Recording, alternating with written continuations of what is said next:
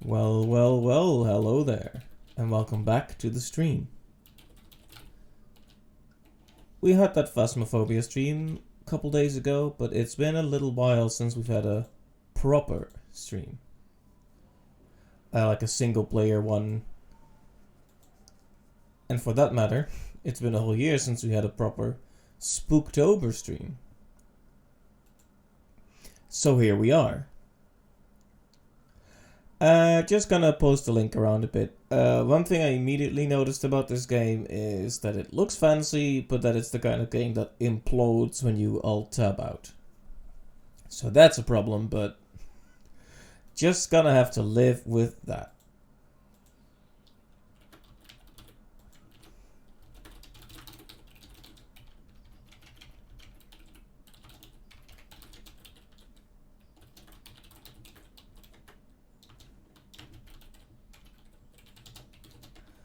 Right. Link posted here. Link posted there.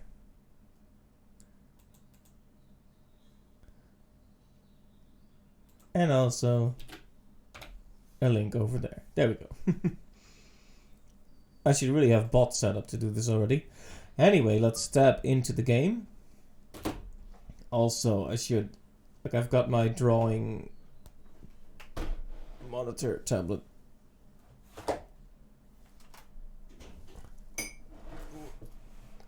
Just moving some stuff around.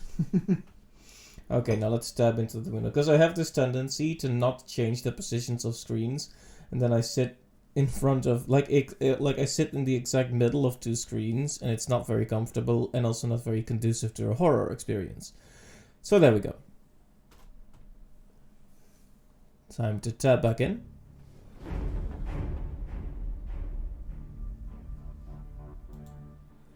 I was scared to press anything because it seemed like the kind of game. Right, that would do exactly this. Carl Astana, right? A few months ago, I was preparing my dissertation in a restaurant on L Street. The pies were rather to my liking. I became startled when the man sitting across from me suddenly shouted out, "This is going a bit fast."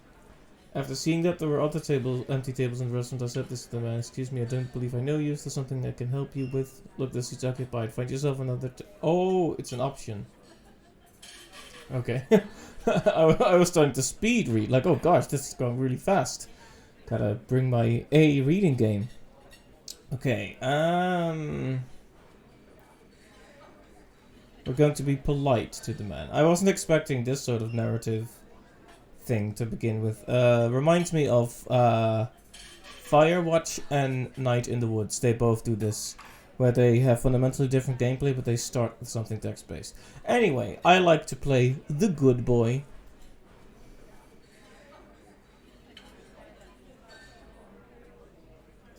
Without answering my question, the man continued talking to himself. Well, look, so here you are. You're graduating soon and clearly need a job, huh? Well, it just so happens that we have just the job for you. The man paused that emphasis. A mysterious, mysterious job. A wonderful, wonderful one. Mysterious and wonderful, huh? Sounds interesting. Trust me, you won't be disappointed. He then handed me a business card. Both sides of the business card were black, with 3 letters printed neatly on one side. SCP.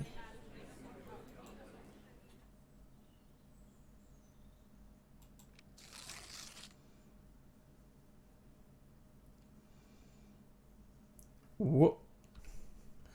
It was a nice letter, and then there's this like fat grey box with the borders very close to the text. I wouldn't have done that, personally. Not to immediately get critical. Sorry. Cynicism, glasses off. Happy new game impressions, glasses on. Honorable Carl Astana, congratulations on becoming a member of the SCP Foundation. The Foundation highly values your knowledge and expertise, and we firmly believe that you are the one we have been searching for. You will assume the position of Assistant Archivist in the Archive Department Group 3. Director Chuck Orr will be your superior. Please go to the security office of Sector...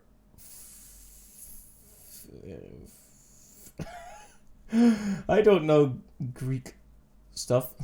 Is that Phi? I'm trying to remember. Now I'm gonna have to look it up, or I'm not gonna look it up. Oh no, but I pressed a key to tab out, and then it continued. Because even the alt key isn't any key. Anyway, never you mind that. Since the beginning of civilization, the world has been full of unknown things. Due to their existence, the balance of mankind's peaceful life has been upset. However, no matter how advanced our technology, no matter how great our scientific breakthroughs, there will always be anomalies that cannot be explained. We don't know where they come from, or what their purpose is. These questions plague mankind and affect our daily lives. It's because of this that we founded the SCP Foundation. That looks strange. An organization dedicated to containing anomalous items, individuals, and phenomena. The SCP Foundation is committed to maintaining the normalcy of the world so that people may live free of fear, while ordinary people live in the sunlight. Okay, that's strange. Fight anomalies in the shadows. We must prevent them from being exposed to the public, so that people may live in a rational and ordinary world. Even though that ordinary world is a lie. We contain, we protect.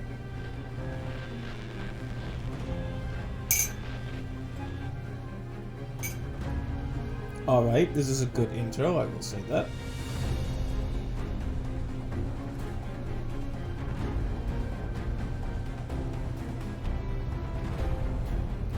Right.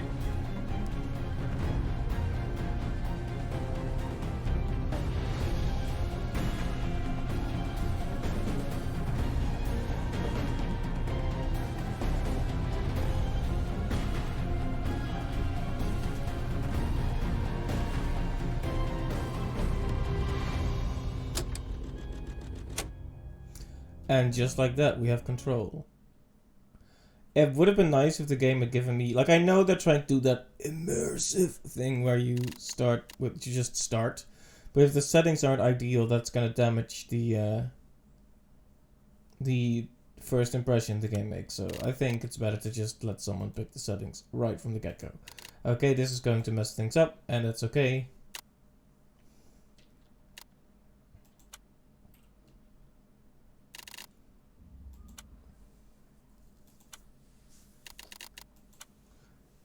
I have no idea why sound quality is set to medium. Just making sure there's not a separate subtitle option that can be turned off. I think it was on.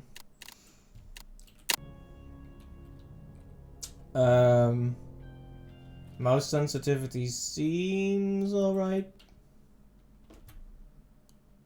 Okay, let me just adjust this right here. As you know, professional streamer. Always fully prepared. There we go.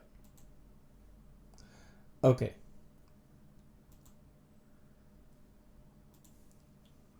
Now I don't know how spooky this game is going to be. Just moving my monitor a bit. There we go. Now,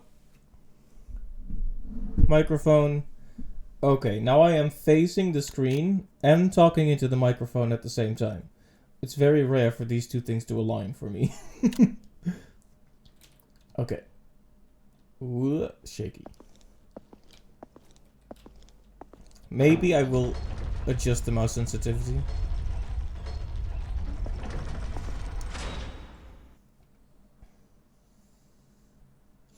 Operating clandestine and worldwide, the Foundation operates beyond jurisdiction, empowered and entrusted by every major national government with the task of containing anomalous objects, entities, and phenomena. Oh, that's what the lady said. Yes. We heard this, so we don't need to read it again.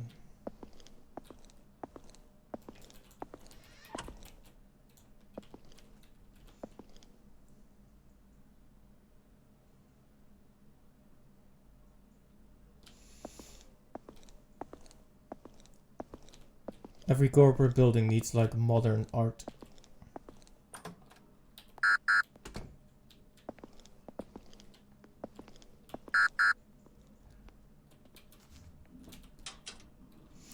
Okay, they're just tutorializing how this works. Just now picked up an item, then I used an item.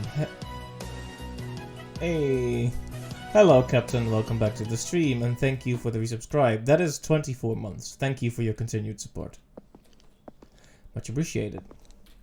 So we just started. Room 914.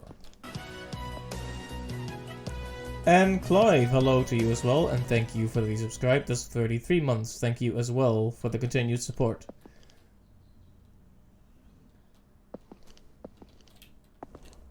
So we just got hired by the SCP Foundation, and nothing horrific is going to happen, I'm sure.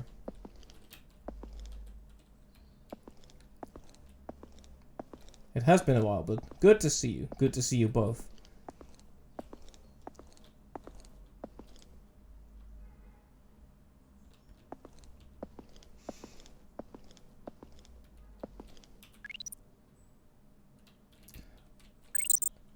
Uh-oh, they're not gonna make me do that in like a chase scenario, right? Oh, gotta align the fingerprint.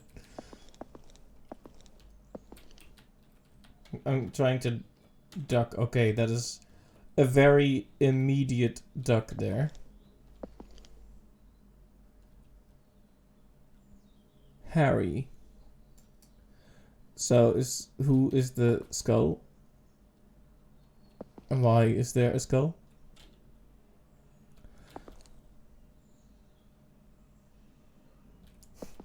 Ah yes, this is the picture book we have at the SCP. We keep our most precious memories in there.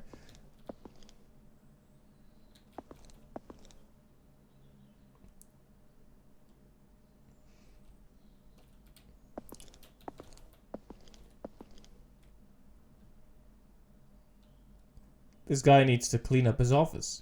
I do like the cozy feeling of it, kind of. I don't know.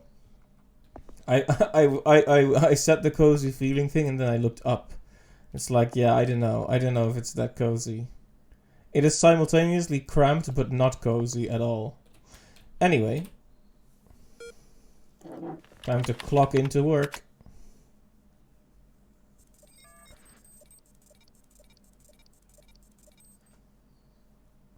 Right, so this guy is called Carl Astana. Was born in 1989, which means he is 3 years my senior.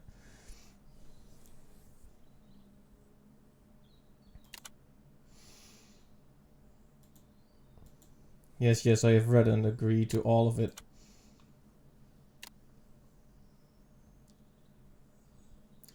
Welcome to the SCP Foundation. Before starting your work, please allow us to introduce you to the software used in the archive department.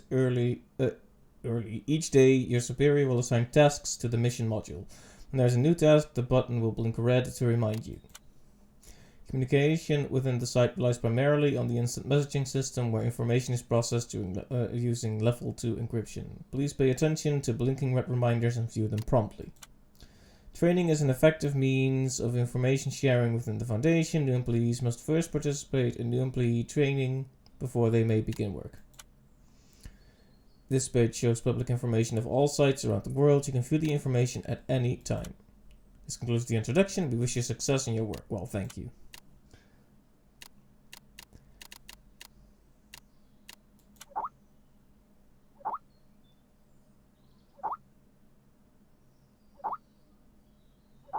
Whoa.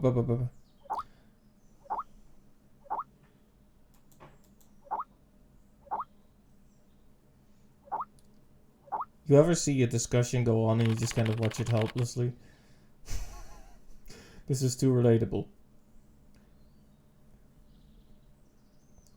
I'm not sure if we want to be like too overly.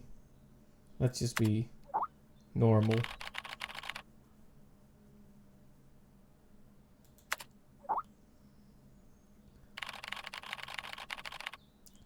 Okay.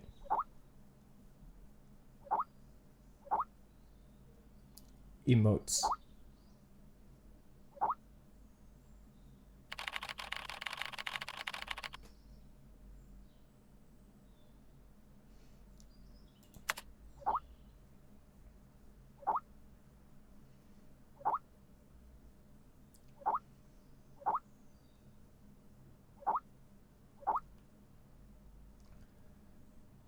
I'm waiting for him to be hit with the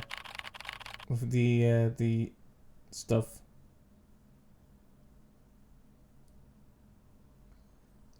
Amnestics. I guess that's a word. I first read it as anesthetics, or like like they were gonna like just knock him out. Like, oh, say too many F words in the chat, get knocked out in the middle of work. I personally always like to consult the personnel self-help. Everyone needs a little help every now and then. Who is Jonathan?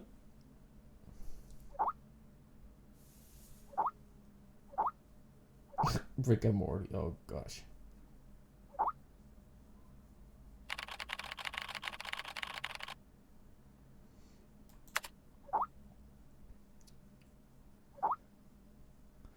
He lost his hand because he breached protocol and touched SCP-2447. Sent back home. Can't even eat medium rare steak anymore. Got reason to suspect he was a former SCP. Hey Stuart, no one wants to talk about all these boring children's cartoons, alright? Okay, there's a lot of... It feels like a real conversation, except they are all talking... There's like multiple conversations in the same chat.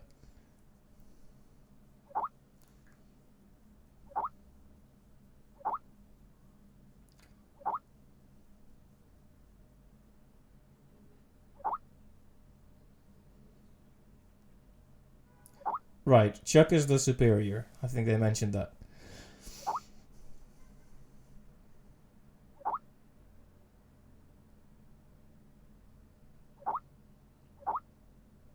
I'm not sure, do you guys want me to read everything that's happening on the screen, or are you reading along?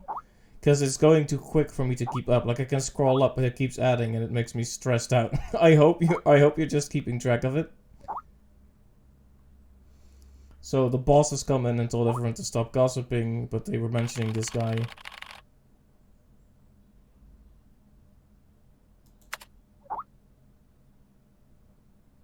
Try to be polite.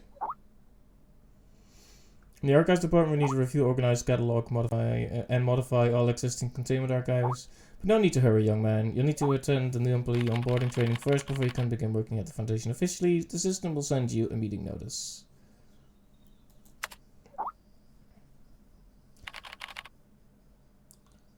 Okay.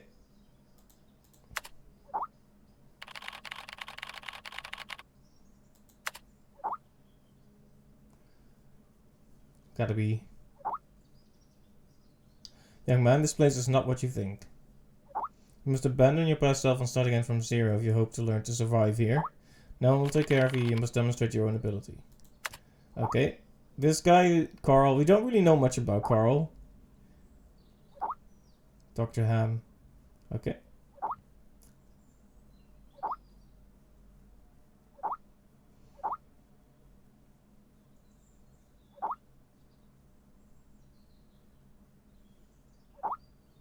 Remember, Carl, stay sane and always in awe.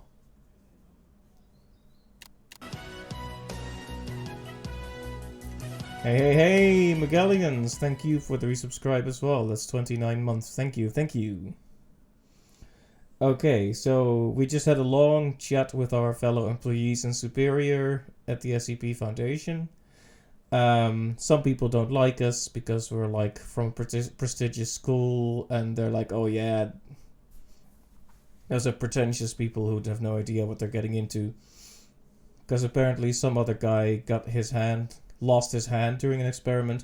Anyway, it's been a lot. Like this whole chat, it's been hard to keep up.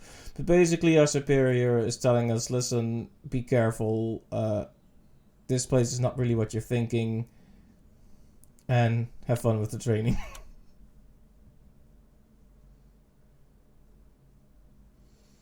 Okay, Raymond Ham is going to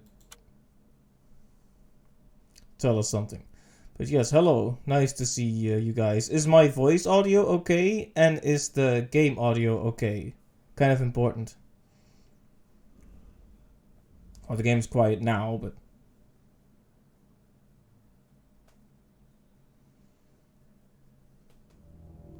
Okay, now the game is making sound. Jason Carter is a death row inmate. In exchange for clemency, he has agreed to work with the SCP Foundation for 30 days. Sounds good. Alright, thank you, Captain. Upon completion of his work, he will be a free man. A Gordon free man. Jason Carter is now D503.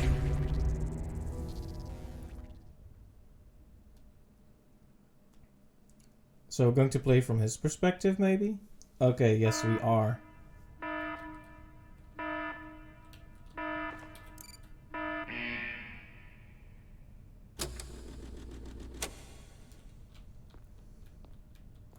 Yeah, D-class personnel are basically criminals, and they... this is something we know from other SCP games. They're criminals, mostly, who get... basically get given to the SCP Foundation for experimentation and assistance, but they're super expendable. Anything goes wrong, they all get shot. They get put in experiments that they most likely won't survive. Stuff like that. So yeah, what are we going to do now? That is the question. I have no real idea of what's going on, but that's okay.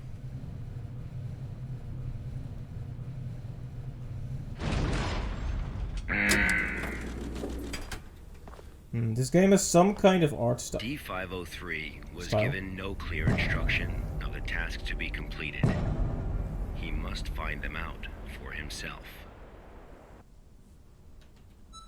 Objective, collect the waste. I mean, that is an objective. I was not expecting to hop into a truck and ride across the desert, but I guess I'm not complaining. What?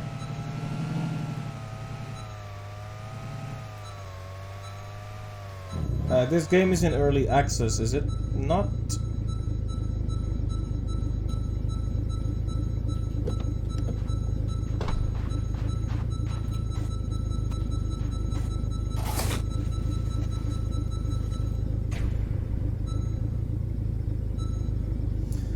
Plastic petrol tank, hard to decompose even after 100 years, one of the more stubborn pieces of waste, yes.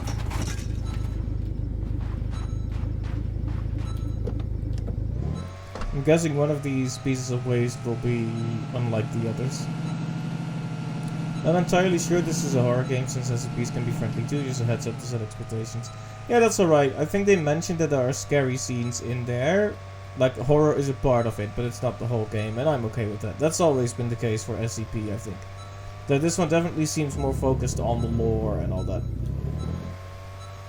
That's alright, though. I don't need to be screaming at the funny jump scare.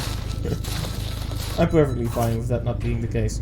Discarded tires. A discarded tire full of sand after vehicles became the main form of transportation. After vehicles became the main form of transportation, discarded tires began to grow in numbers. Does that phrasing seem odd to anyone, or am I just going insane with the Monday night feelings?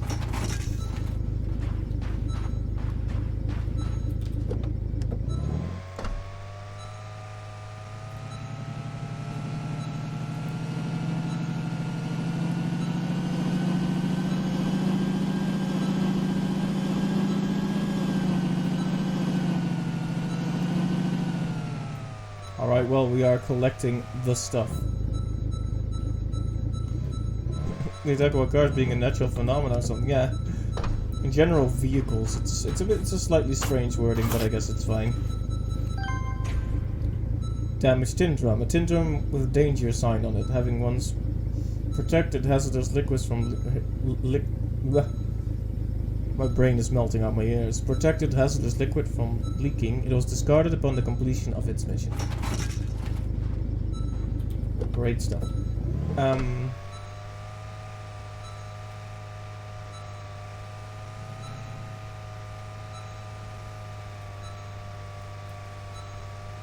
We can go to the incinerator, but we can also keep picking up stuff.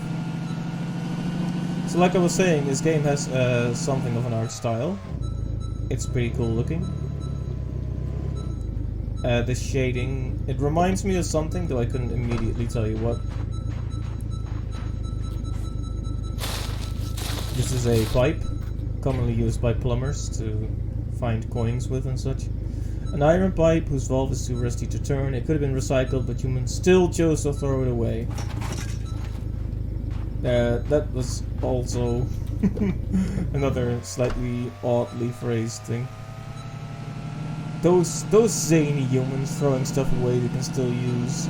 Waste not, kids. One bird in the hand is better than 10 in the bush. Blue roadblock. Although the triangular support structure is extremely stable, even it cannot withstand the erosion caused by the desert. So it goes. Now we have 200 kilograms, even though we only needed 100 kilograms. Does that mean I get half my sentence reduced, maybe? Yes? Oh, okay. Am I going to get burned with the waste?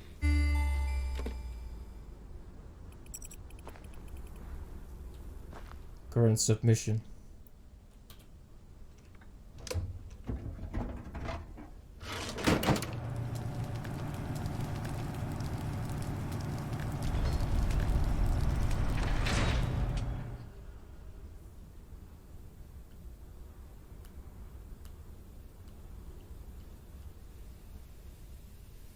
This was D503's first day of work. SCP protocol mandates that D503 now undergo a psychological evaluation. Alright, let's do it. Please take the level 2 mental test to assess your current mental state. Puzzles? If puzzle solving is supposed to say something about my mental state, then it's not going to say anything good about it.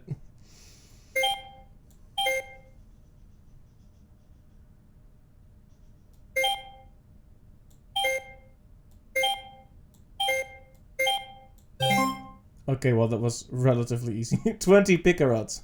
Every puzzle has an answer. I don't know if that one was worth that one was worth like 10 picarettes at the most. You think I can use a hint coin for this one?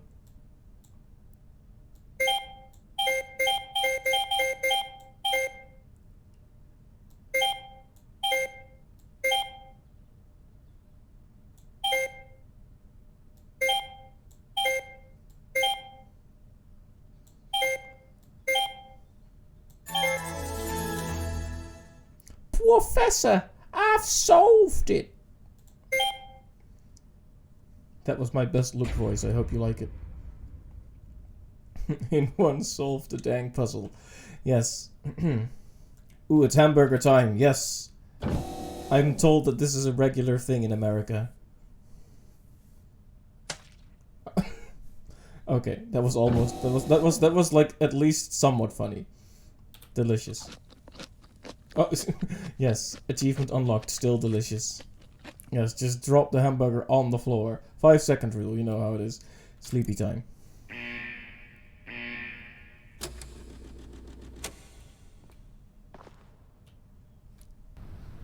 This was the first day D503 psychological data was collected.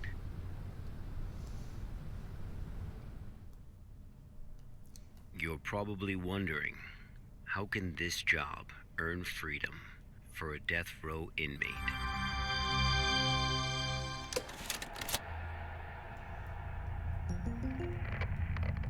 Good afternoon, everyone. I'm Dr. Raymond Ham from Site 83. Welcome to today's training conference. Today, I'm going to share with you a little project I've been working on called SCP-7457.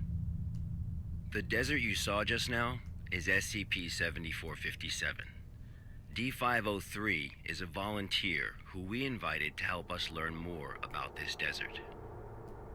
Prior to the Foundation's involvement with SCP-7457, 329 people went missing in this area.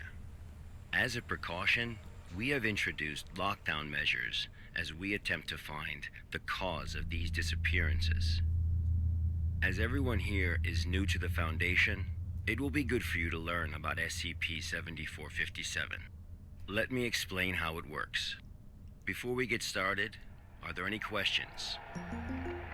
Dr. Ham, I'm Will Barton, 3rd Special Squad, Site 86. Hello, Will. Before I came here, I thought I had a basic understanding of the Foundation. I've heard of these anomalies, but only in terms of human anomalies. I had no idea that SCP-7457 was a desert. How do we begin to make sense of this? That's a good question, Will. All the unexplained phenomena we are monitoring are being labeled anomalies. Human anomalies, regional anomalies, artifact anomalies, and various other phenomena beyond our control. The work of the Foundation is to isolate these anomalies and prevent the public from, shall we say, experiencing them? Okay, next question. Hello, Dr. Ham. I'm Mark Harris, a research intern from Site 27. In the video, we saw D503 picking up garbage in the desert. Why did it do that? And what does this have to do with anomalies? Okay, Mark. What I can tell you now is that everything you see is part of SCP-7457. SCP anomalies can be a little difficult to understand at first. Just know that it, or they, have their own rules.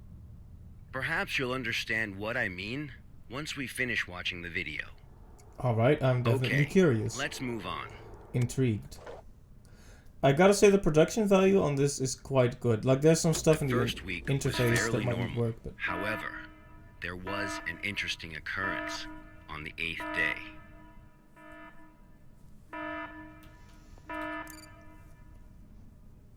No burger today?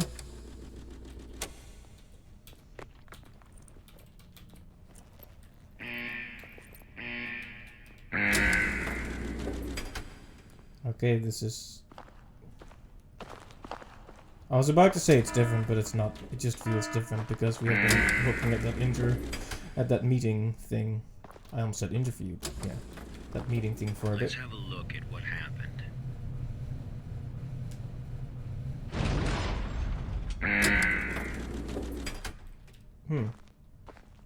We started playing Borderlands 2.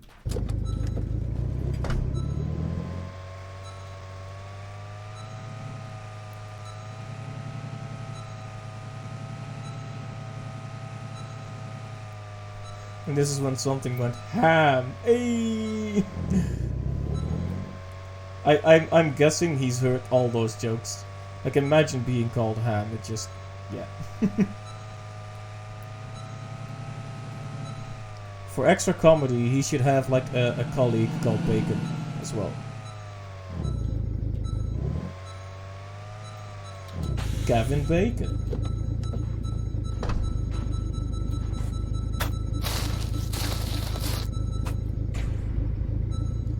Corroded iron bucket.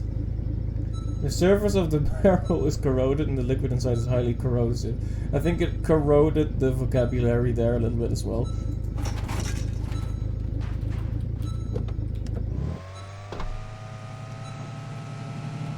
That was an unusually shaped bucket, to say the least. I really like the look of this, at least. To make it less scary for myself, I'm going to compare it to the part in Paper Mario. So in Paper Mario, there's a desert area, and you have to have this gem with you, and it beeps when you get closer to the secret ruins. So let's just pretend it's that, and not that nothing is gonna pop up and go oogly boogly at me.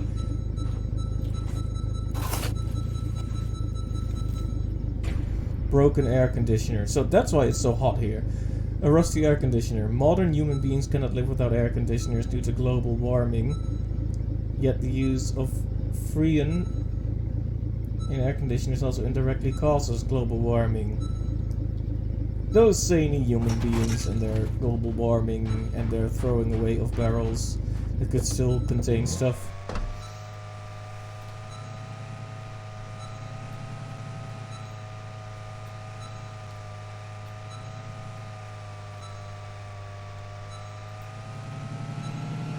It turns out this is not actually an SCP, but a social experiment by Greenpeace. The SCP Foundation was fooled. Where was...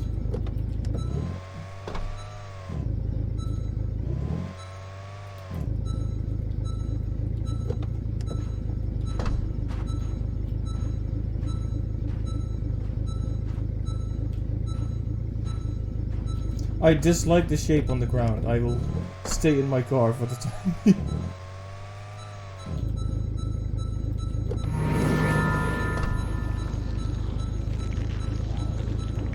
Okay.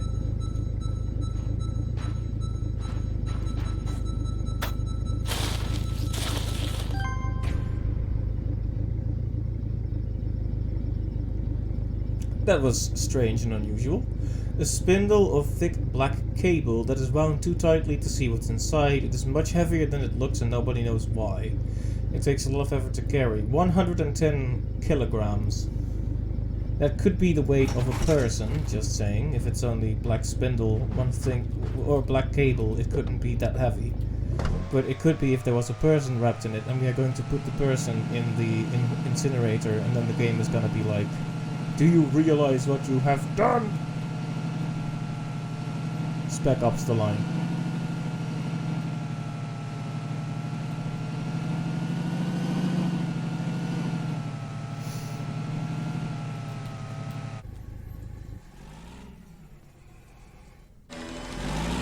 Press F to feel guilty, yes. Anyway, I'm just being a jerk. It's good. Now for extra effect. 503 had completed his task. However, he did not realize that he had already encountered his first anomaly. I mean, I think he realized it pretty good, to be honest.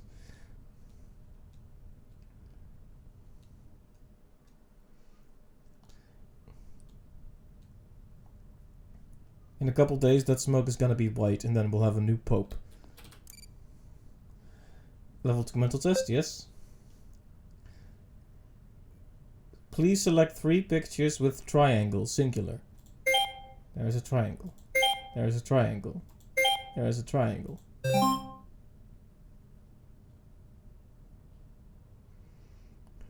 Ad breaks while being a sub.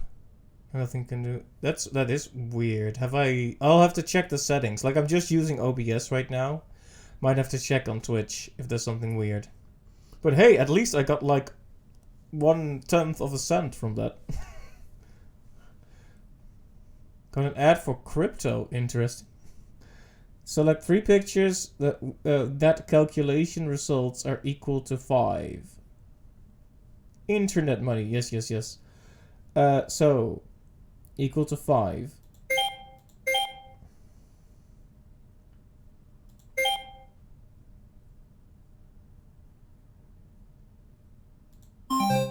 Oh, okay. Okay. And then Dr. Ham is gonna be like, but then it turned out that D503 actually sucked at maths and was in fact a moron. Yes, I feel very judged. So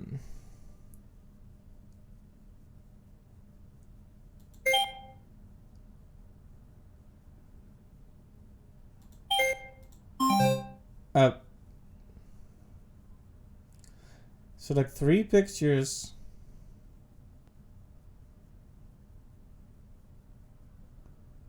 See, this is not it.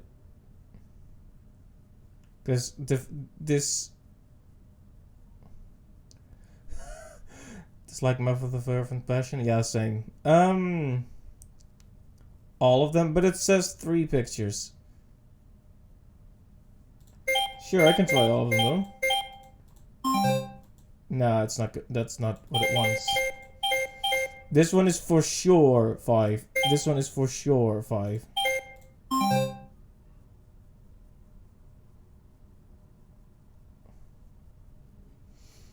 One plus 1 plus 1 plus 1 plus 1 is 5. 5 plus 0 is 5.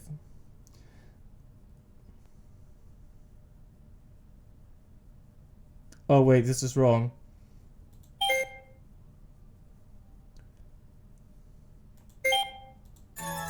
Okay, there we go. Thanks, Clive. Wow.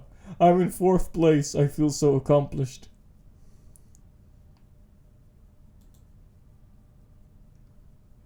They call me D503 because that's my IQ.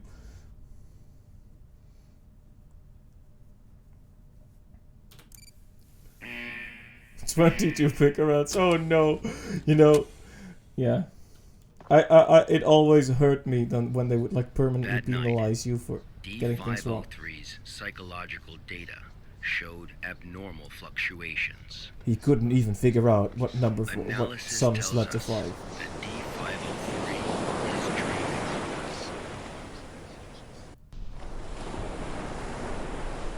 Unfortunately, though, we have no way of knowing what he dreamed of that night. Looks a bit like Larry's place. Oh no, there's an ocean.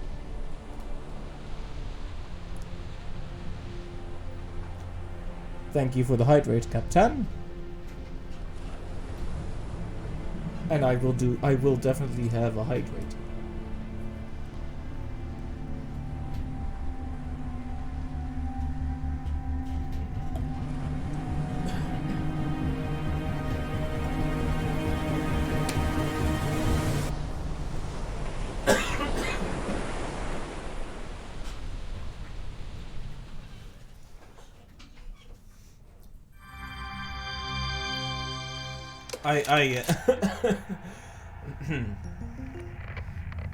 You have a The choke eighth on day water? marked a I significant somehow turning managed that. point.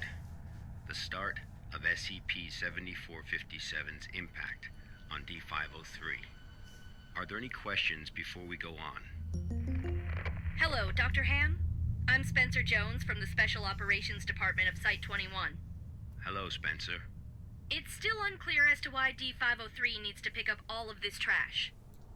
If you wanted to monitor his psychological response to SCP-7457, why not just leave him out in the desert?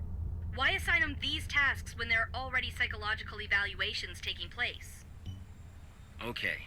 Our analysis has indicated that SCP-7457 produces a new cluster of trash every 8 minutes and 37 seconds. If waste collection is not done regularly, all that trash may soon flow into our world. It is worth noting, though, that the quantity of waste created here pales in comparison to the amount produced by humans.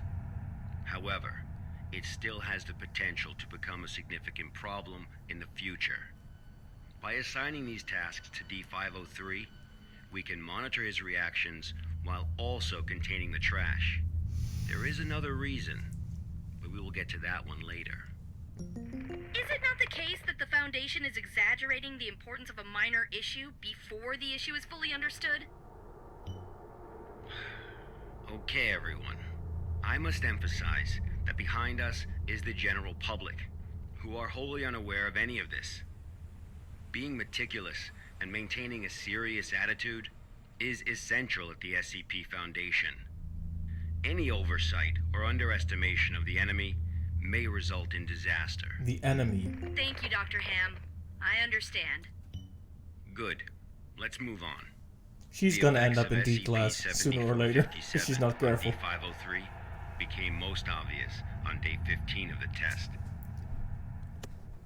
Due to the conditions that day, we were only able to track his movements after recovering data from his radar. It was definitely a bad day, perhaps the worst, even for a death row inmate.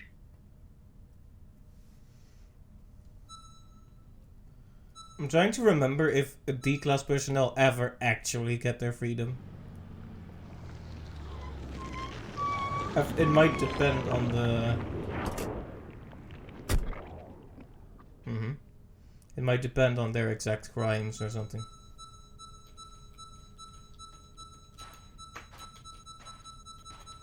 D503 found a radar that perfectly resembled his own.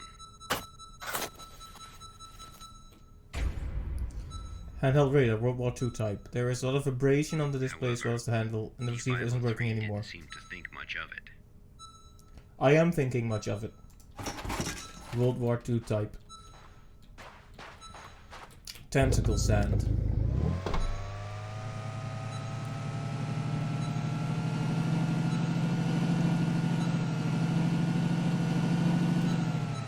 You don't really want that in your hamburger. Oh.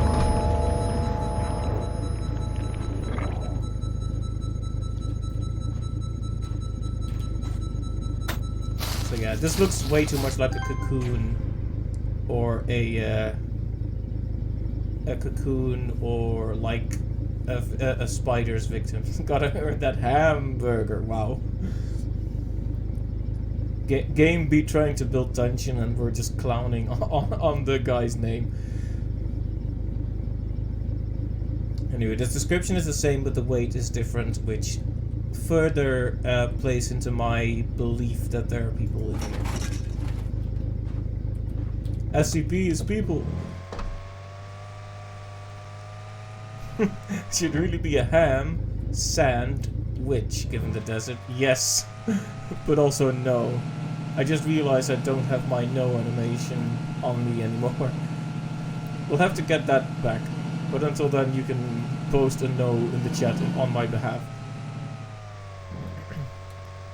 If you want.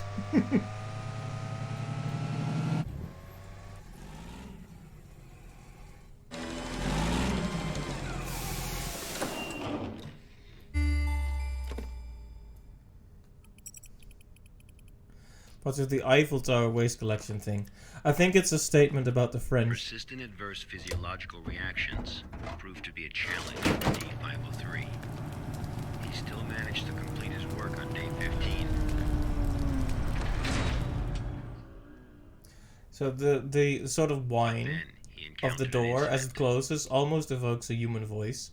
It's not, but I wonder if it's intentional or if I'm just crazy. A sandstorm. It made his accuracy drop. D503 walked in the sandstorm for a long time, but he couldn't seem to find his way back.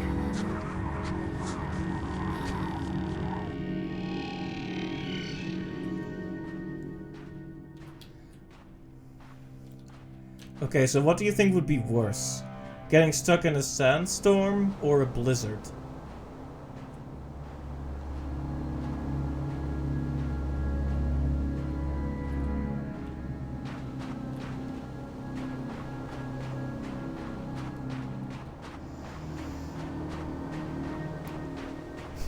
Wow, plot twist. This is the prequel to Amnesia Pregnant Descent. I like how you called it Pregnant Descent.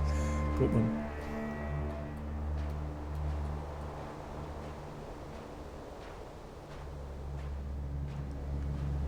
Could be a tall, like, hospital chimney if they're burning bodies. Would that be what we suspected? Yes, indeed.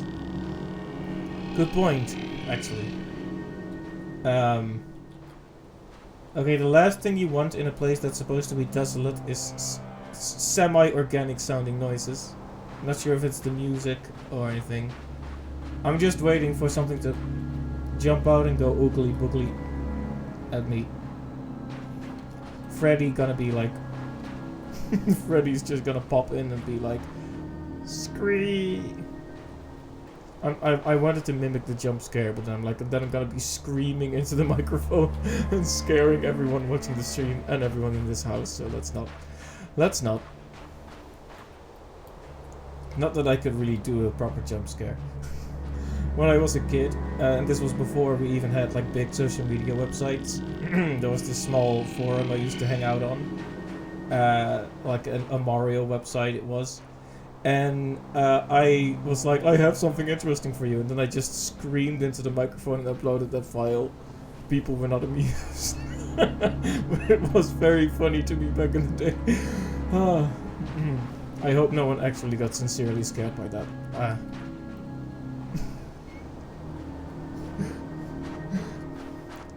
Don't call me out like that. Don't call me out like that. Thomas, but yes.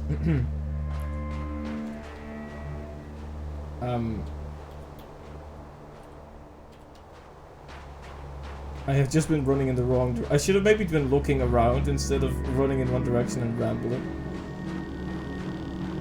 Unless that is the tower again, in which case we're going back. And I think that's part of the music, that scree noise.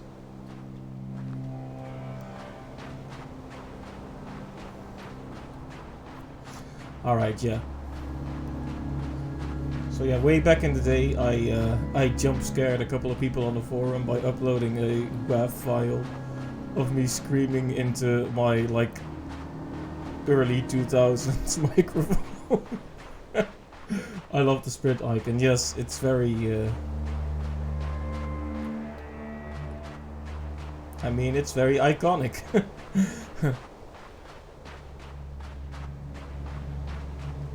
Now, if there's a red light, should we approach it?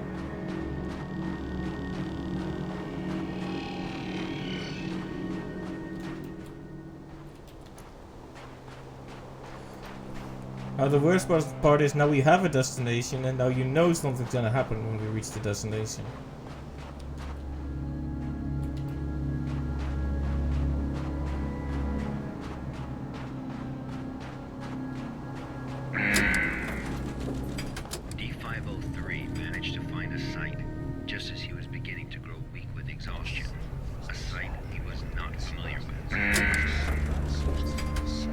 Oh, it's a different place.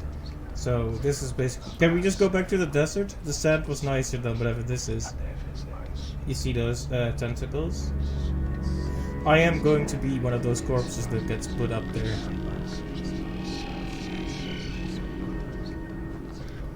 It's pretty clear. Run to the right, foolish inmate. Ah, yes. The cops. The guards. The wardens, that's what they were called.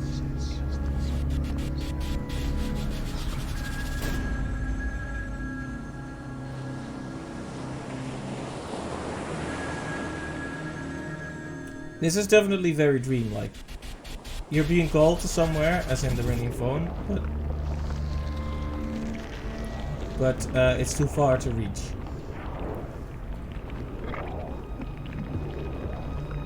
Yeah, this is cool. This is visually cool. That guy was alive just then. Lie? What's the lie? Where's the lie? You gotta do... Oh, the tentacles had him. Yeah. This is going to be like this big button right here. You know something's going to happen. I'm gonna take a screenshot of this, so we can remember my last living moments. Oh, the suit is cables. Oh.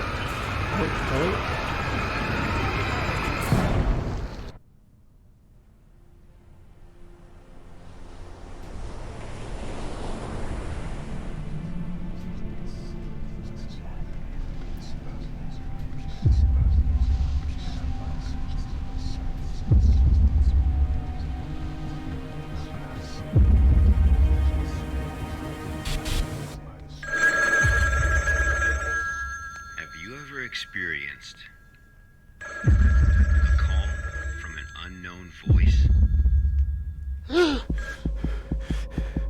The loud booming is not good for my fragile Approximately state of mind. 13 hours later, a visibly trembling D503 returned to Site 8.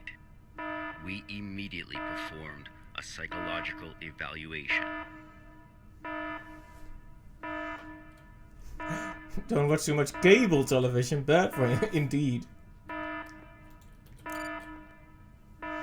Mental test. Oh, okay, yes, very distorted. Oh. Major fluctuations can now be observed in D503's Ah, yes, I have become cables.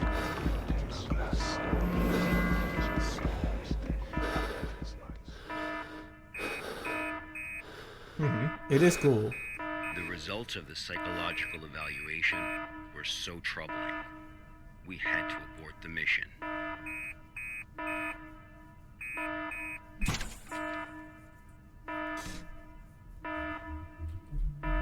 Oh, he's gonna try to escape. That is we are. D503 was able to break away from the Foundation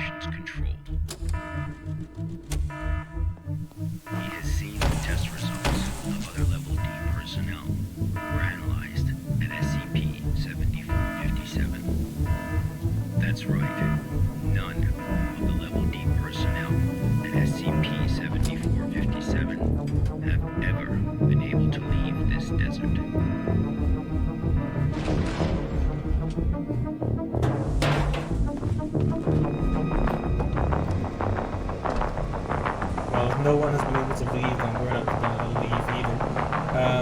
Shield your eyes from this intense yellow. Poor kids. Poor kids. It's mostly poor me. This is some eye-searing yellow right here.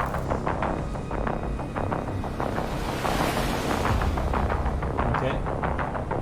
And it turns out he was in Texas all along. Oh, cocoon. The way he drove around that. But yeah, it's not a very secure thing.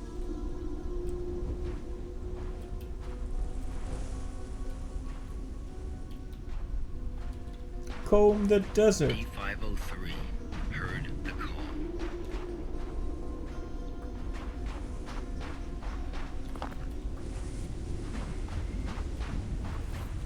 Humans often believe that their fate is in their own hands, that all choices come from their own free will.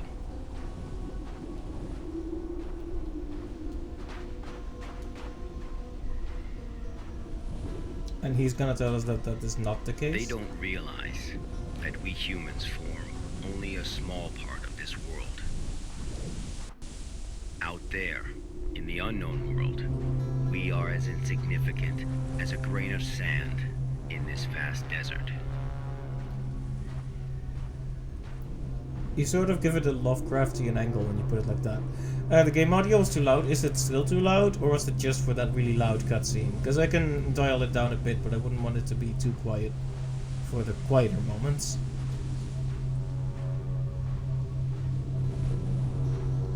An ancient city.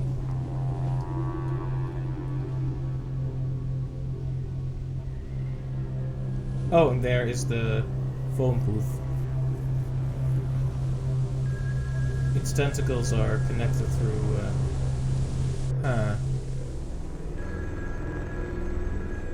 What exactly is this creature? It's fine now, but during the cutscene you can barely hear it. Okay, I'll see if I can dial it back a little bit. Just for those louder moments.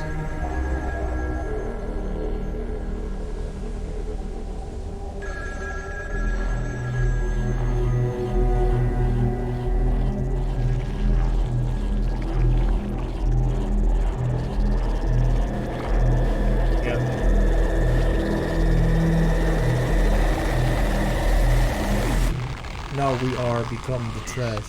Is where D503's instincts led him.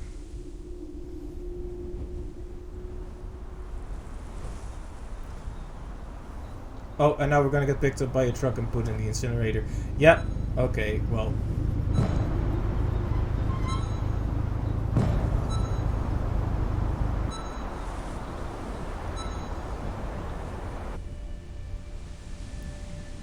It was kind of predictable, but cool nonetheless. Like, the presentation of it was good, but...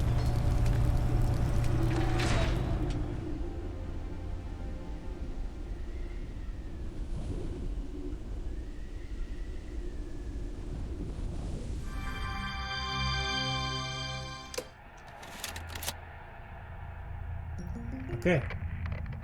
48 days later, experiment participant D722 found the radar that had belonged to D503. The radar was 31 miles away from the waste treatment facility. All the data we have came from this radar. People entering SCP-7457 will suffer varying degrees of psychological stress within an acute period. It manifests as a range of neurological and mental disorders, as well as severe and unexplained hallucinations. So far, not one participant has left the desert unscathed. The Foundation has tested 31 Level D personnel in an area spanning 2,267 square miles. Our testing continues.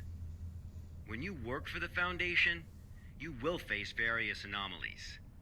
Some can kill you, some may drive you crazy, and some will make you feel that living is worse than death. Let this be very clear. SCP-7457 is just a taste of what you will face in the future. Before joining the Foundation, you were all leaders in your respective fields and industries. Researchers, special forces, FBI agents, national security experts. Well, SCP does not care how smart you are, how accomplished you are. It doesn't matter to them how many doctorates and titles you have. You are no different from helpless ants when confronted with these anomalies. Remember this. It is the most important advice you will receive. Do not take risks. You will die. You are not as special as you think you are. If you encounter an anomaly, put your pride and curiosity aside. Run. Because that's the only thing you can do. God won't protect you here. Welcome to the Foundation, rookies. I'm Dr. Raymond Ham, and this ends the first class of our employee induction program.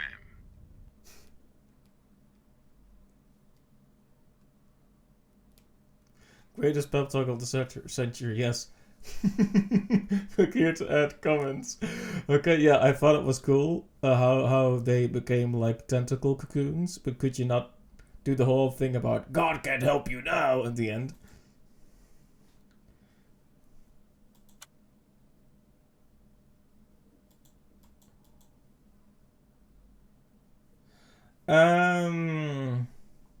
Sure. Yes.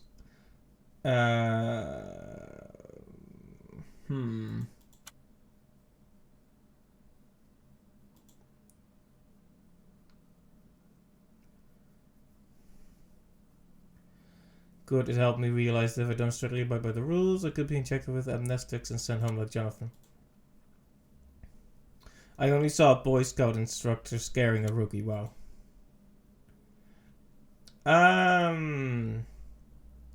This is what they want to hear. This is defiance. I am not going to give them much of either.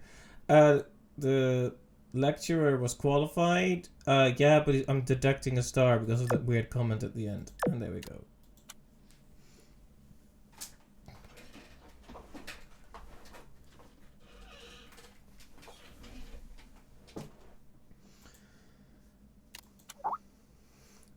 Hiya, Carl.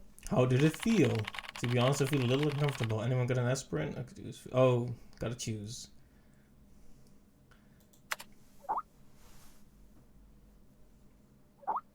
Hey, buddy, don't throw up on the floor. Stop messing with him, Stuart. Carl, that was only the beginning. Oh, these people, you gotta learn to get used to it and live with it. I got it. And? Everyone here wants to teach you something, girl. We'll live with it. Come on, Stuart. Thank you. I feel much better. In any case, you're welcome to join us, Carl. Happy face. Past hour has been torture. I don't know how the others managed to hold on. I messed up during the training session. I jumped off a cliff, fell into the icy water, and choked hard. I don't know how I even recall any of this because I have no memory of visiting any cliffs or waterfalls. Huh? But it was also real. I can even taste it in my mouth now, the foul taste of the river water. But in any case, this is my first day at the Foundation. I gotta go to the cafeteria and get something to eat. Maybe that'll make my stomach feel better.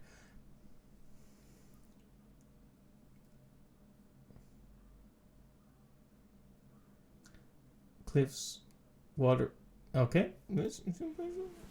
Sounds pretty anomalous to me, to be honest.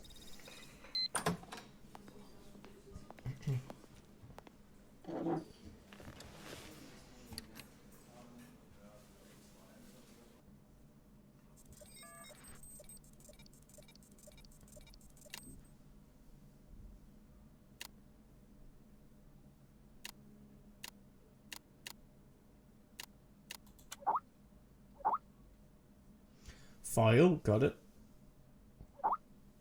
File, got it. File, got it, boss. Hey, Chuck. Why am I being assigned to field work again? Something went wrong at Site 74. Personnel from other departments went to provide support, so we need to take on more field work. Just like I said, our department should be renamed Relief Station. Stop complaining, Gent. Carl, how do you feel now? Feel much better. Director Auer.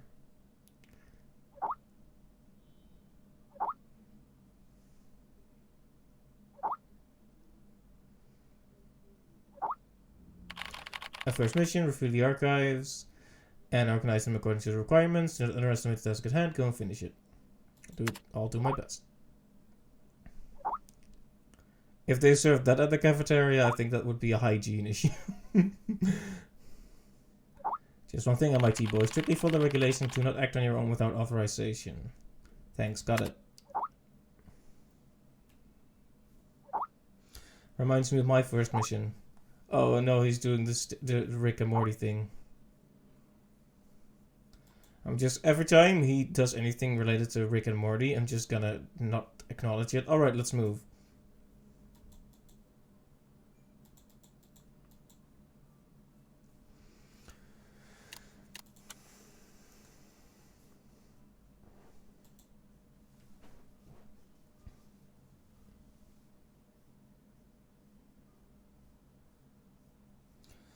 Okay. Enter data regarding the investigation reports into the archive system on the right. Method of operation, click text with red underline. After clicking the data, dragging effect will be activated. Drag it to the archive system on the right. Left click to release data. Data will be uploaded automatically. After entering all data into the archive system, click submit to complete the task. I'm Agent Q from the Accident Investigation Department. Containment breach occurred at Pony Station and contact with the Foundation has been lost. Agent Bella Lawrence was given orders to enter Pony Station and retrieve the black box. Following is a transcript of the interview with Bella Lawrence.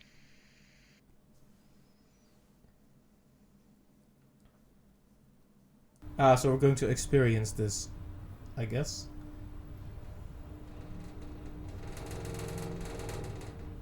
Yes, the black box, the very literal one.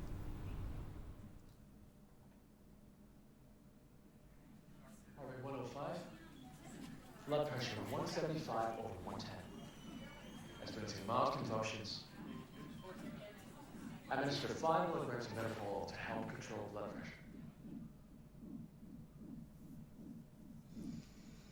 Bella? Bella?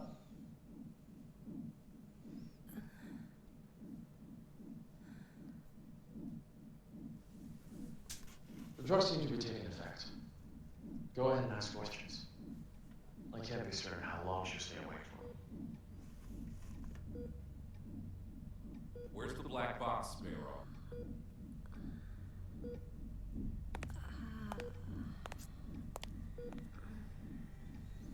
Days ago, you were tasked with investigating the situation at Site 74, Pony Station. You were assigned to retrieve the black box. Now, out with it. Where is the black box?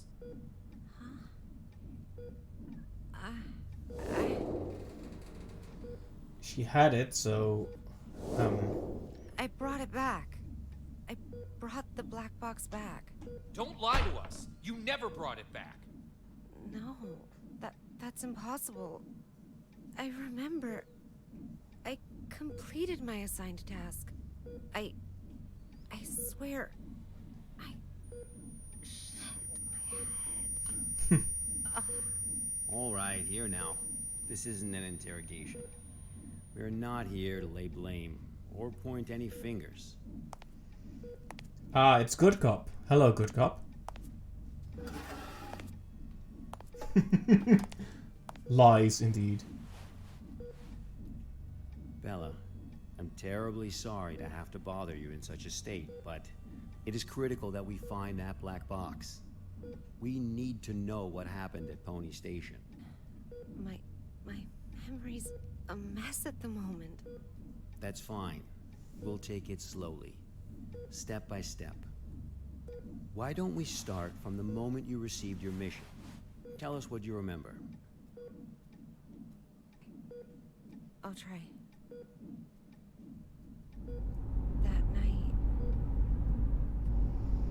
heading to mission site Site 74, Pony Station.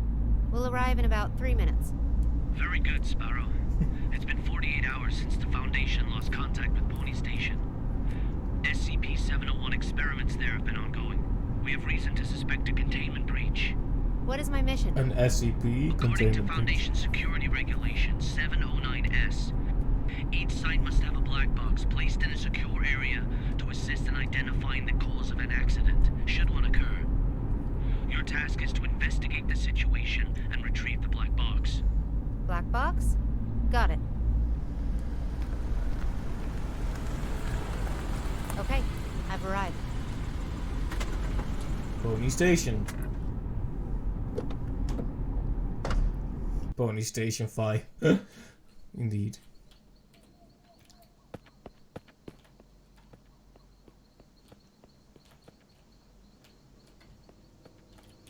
Right, so this is like a collection I'm of able to observe the mission site from here, stories. but it doesn't seem like one of the Foundation's secure facilities. Pony Station, officially known as Site 74, was originally a hydroelectric power station. After it was abandoned, the Foundation repurposed it as one of their sites. Initially, it was used only to contain a few safe-level anomalies, but recently it's also taken over SCP-701. I don't know all the details. We won't know the truth until you retrieve the black box. Got it. I'll complete the task as instructed and retrieve the black box. Alright. Black box, yes. Oh hey, oh dear.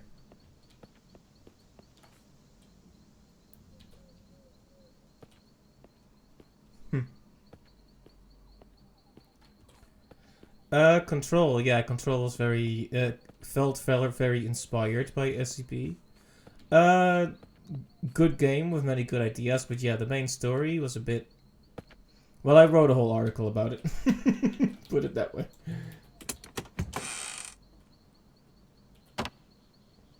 Can't counter. I'm so bad at math you could call me a can't counter.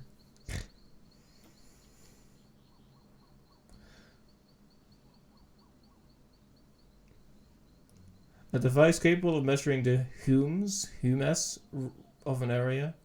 Humes. And calculate the reality bending rate in real time. Ah, yes.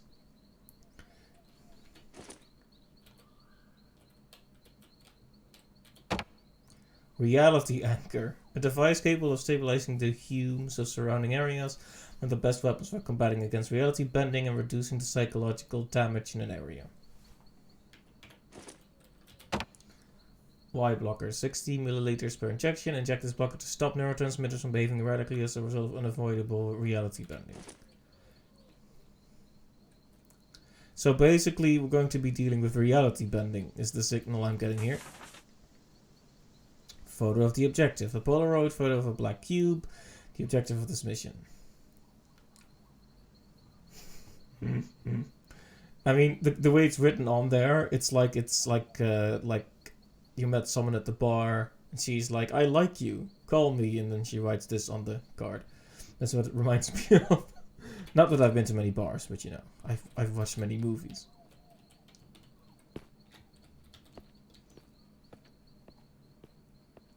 Ah yeah, those trees popping in. Seeing some reality bending already. Sorry, I swore I would take off the cynicism glasses. I'm sorry. I'm sorry. It's cool. It's cool. I've just entered Pony Station. Friendship is magic. Retrieve the black box from the lab. Room 705. The elevator. 7th floor. Sparrow. Must. What's that? Bald Eagle. You're cutting out. Damn. This is out of the safe range. I'll place a reality anchor.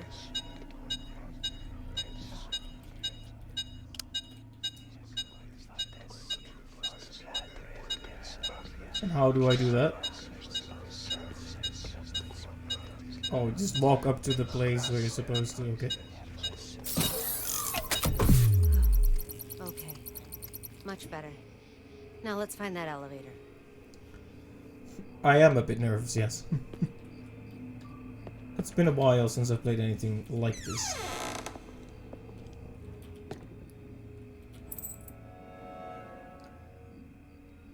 Like, yeah, money. $25.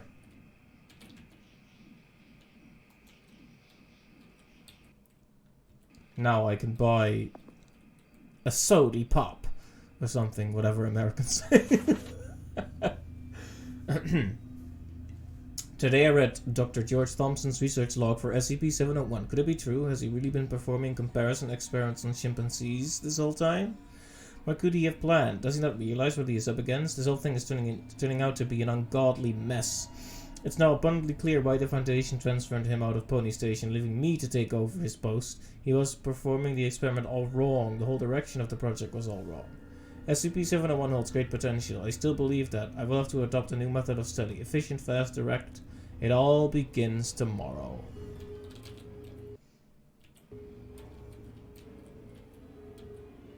Dr. Tyler Cooper. I've heard of this guy. A bit of an eccentric and a thrill seeker.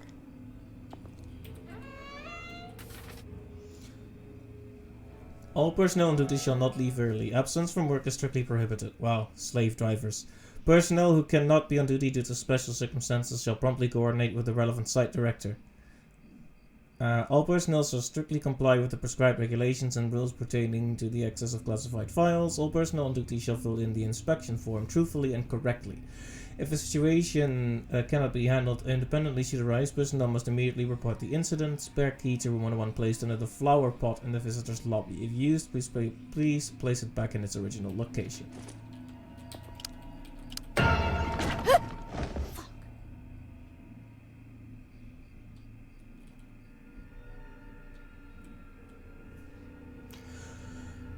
That was cheap.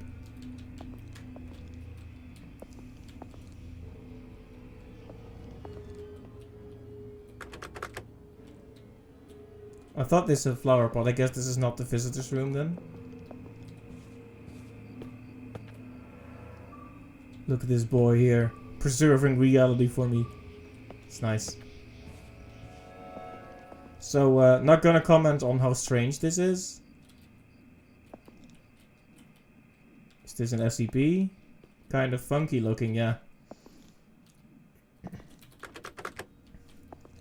Actually got startled, but then it's like, you're not gonna question that someone put a mannequin in their locker with a noose around the neck?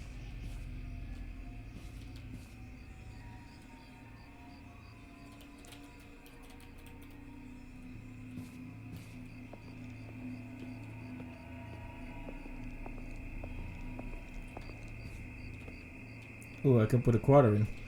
Or maybe I could have.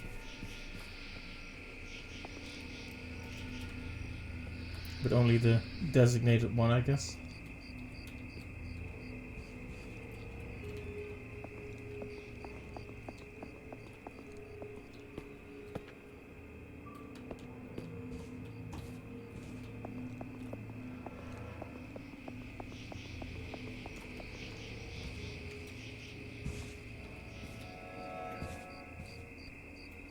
DS machines. Those were relevant in 2006. So, what's over here? Ah, okay. You lied to me.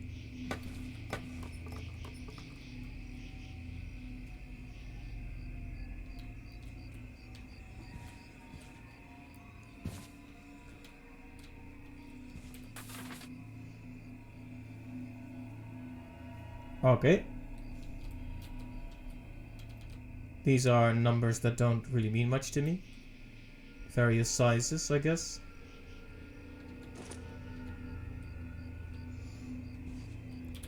Ooh, audio logs as well. Very horror game. Follows up and disrupted. The actors of the whole site is theirs. They managed to procure a goddamn script from God knows where, and they've taken over my laboratory accordingly. And Dr. Cooper, or whatever his name is, Whatever his name is. He puts on airs every time the operation starts as if everyone should listen to him. Who does he think he is? I have to let him know who's the boss around here.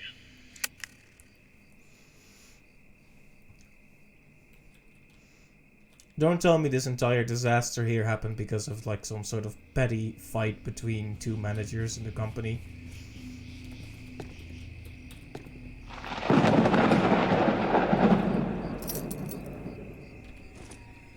Imagine if lightning struck every time something significant happened. I wonder if something happened out the window that I was not looking at. I can be over-focused on specific parts of the screen and completely overlook other parts at times.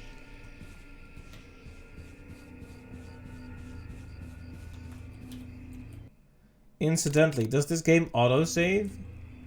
Because I'm probably not going to be able to finish the whole thing in one go, but...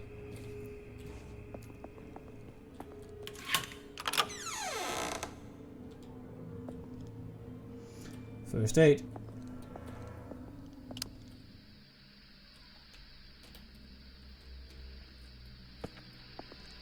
Okay, this looks odd. We want to put down one of those reality thingamabobs.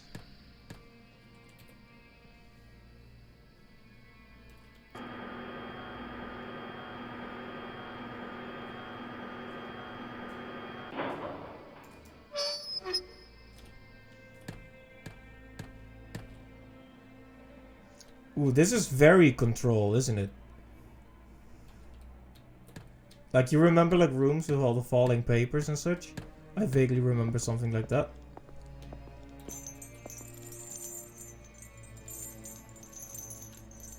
Rattling chains?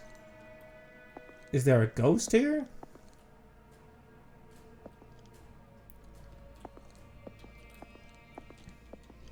Ah, yes. The exit. Thank goodness.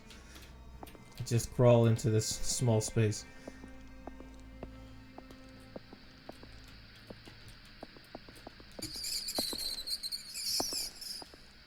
Rats.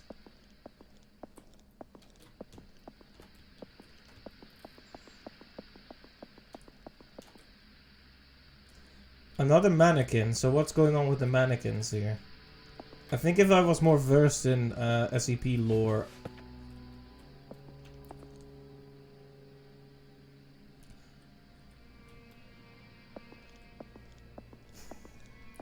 You know, sometimes something happens and I want to comment on it, but my first thought is to say, like, something really, like, you... like, how dare you disappear on me like that? But, yeah. So there was a mannequin here, and it disappeared when I hopped through the window. Because, well, I guess that's just what mannequins do nowadays. Can't even properly stand still.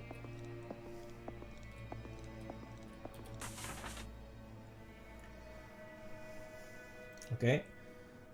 Buying stuff. Multimeter maintenance kit, wire cutters, hydraulic clamp, cable threader, arc lamp. Nothing unusual, I think. There were like... Don't I have a flashlight? I do, yeah. For some reason it got turned off automatically, or so I thought anyway. But maybe I just imagined that. Okay. I dislike the complete silence. They're gonna smash the window or something and I'm gonna scream. I'm not actually gonna scream. I very rarely actually react like that when I get scared. I'm the... I'm the get completely quiet kind of person when I'm actually properly scared.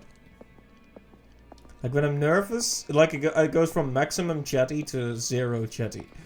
Basically, depending on where on the scale of scared we are. The scale of scared.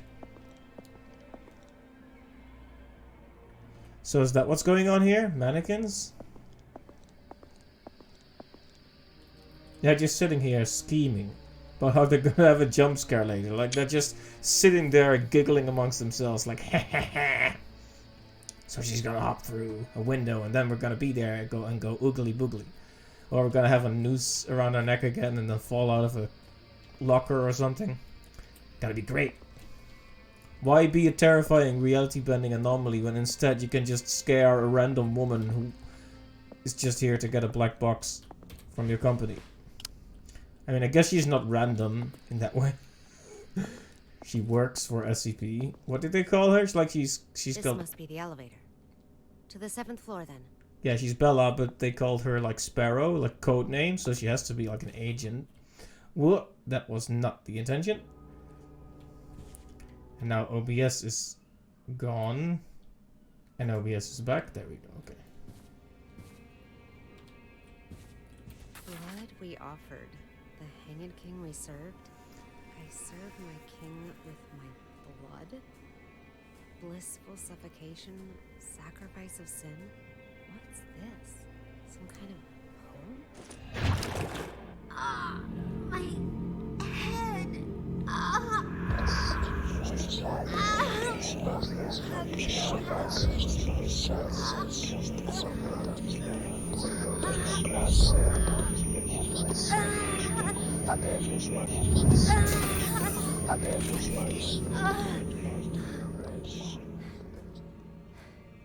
Holy shit.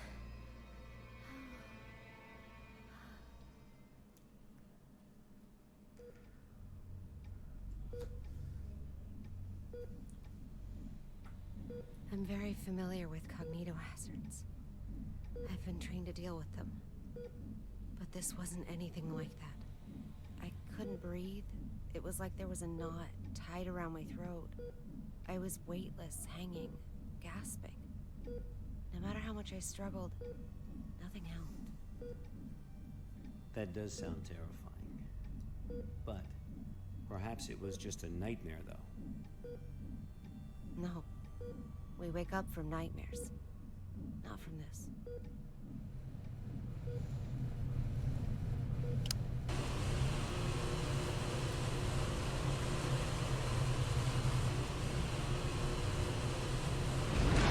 Are you kidding me? So the weird poem. The blood poem reminds me a bit of that sheet music that forces people to finish it with their blood. It's even more than before. I've got to face the reality.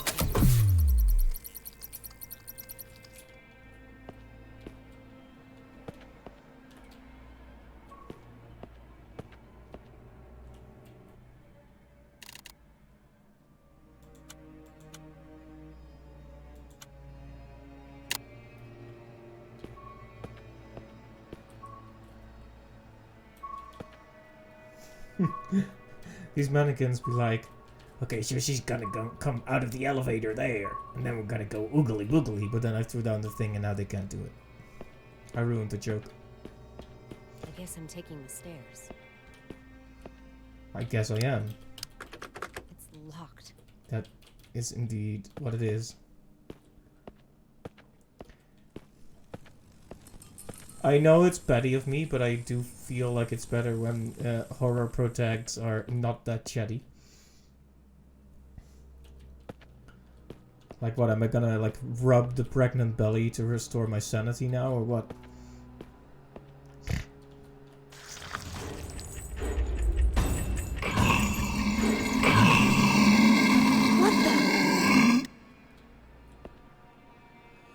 I felt like a slight... It wasn't super scary, but I did feel like a slight chill there. That was pretty good. Decent. Decently scary. Monster.mp3. Something like that. Incomplete script.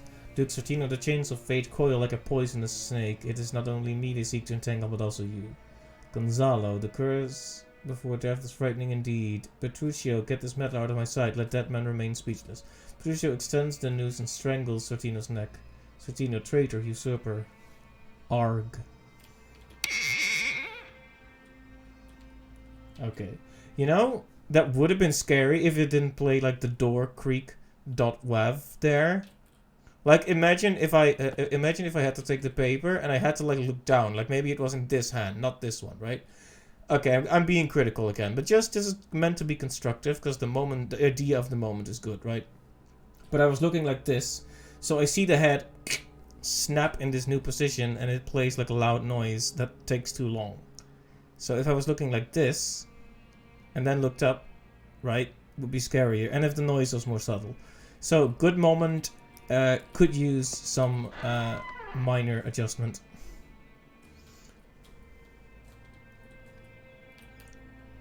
I never know, like, it's always like this when I play games that are good, but I feel like they could be even better in some ways. Help. Blood.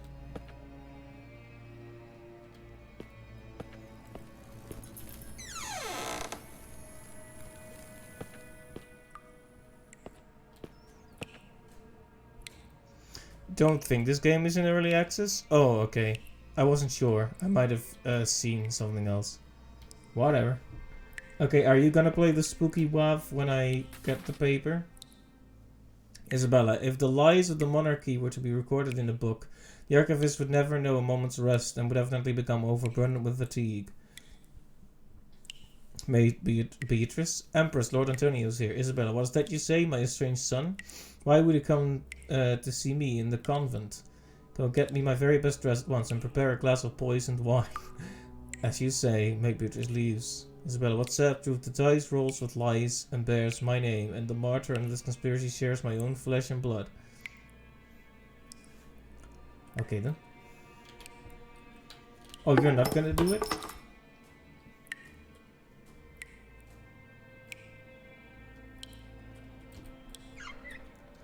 Well, I guess if it's not in early access, there's not much point in me feedbacking too much.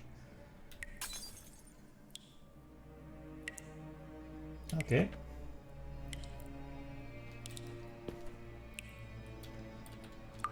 Now,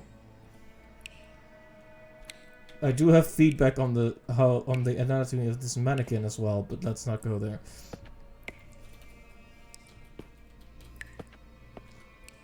Help.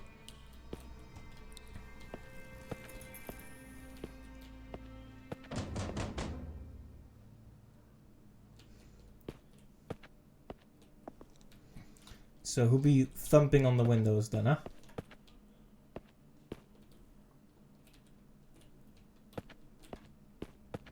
Oh yeah, if you saw if it's in early access or not, can you check for me? Perhaps if it does autosave? Because ideally this one would be like 2 or 3 streams, I think. I don't know how long I can keep going. Cognito hazard. Could it have something to do with SCP-701? The situation here is much more serious than I expected.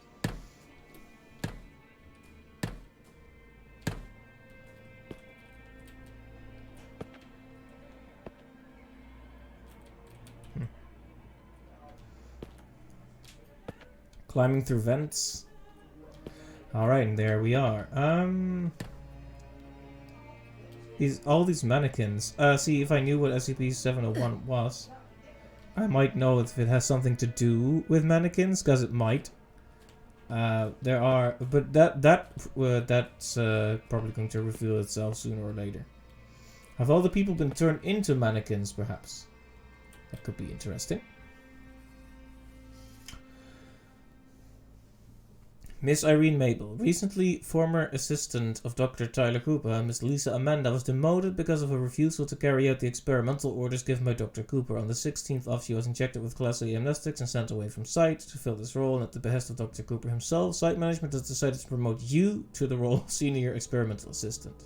Your interview and authorization session will be held today at 13:30 hours, room 711. 711? Please come prepared. From Encrypted. Encrypted is my favorite boss. So it's sort of this, you know, Darth Vader just promoted you kind of vibe. Oh yeah, she didn't want to do what the guy said, like the horrible experiments the guy said, so we erased her memory and sent her away to Lord knows where. Congratulations, you're taking her place. Haha. No, thank you.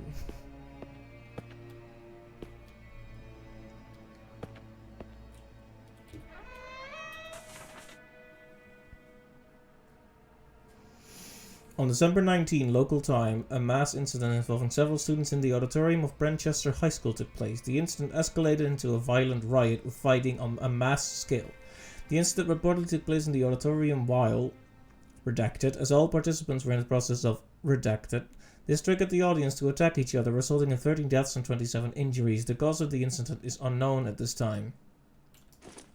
So many files. This must be the archive room. So it looks like the mannequins are maybe performing that play. They haven't really sought to harm me yet, but...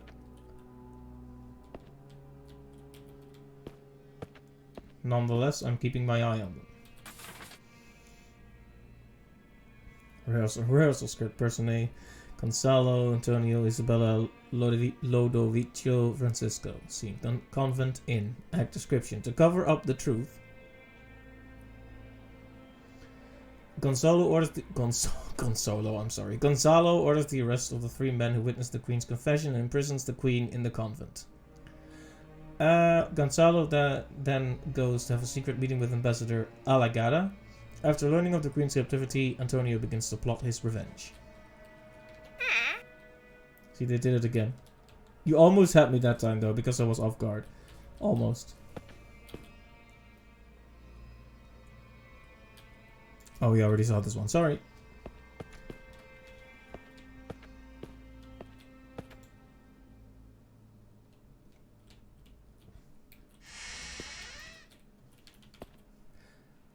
The average playtime of our viewers? Nah, let's keep that a secret for now. I can't move this pot because we're not looking for anything under the pots now.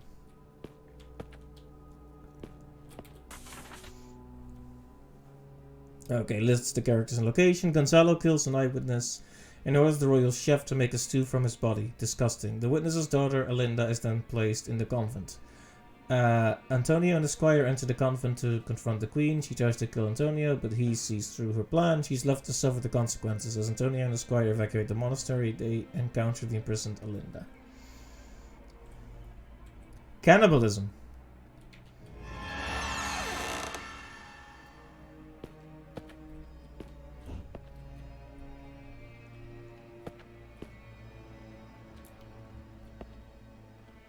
Okay.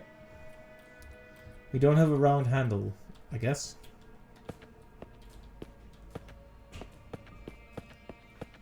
Is that gonna be a secret or a required thing? That's my question.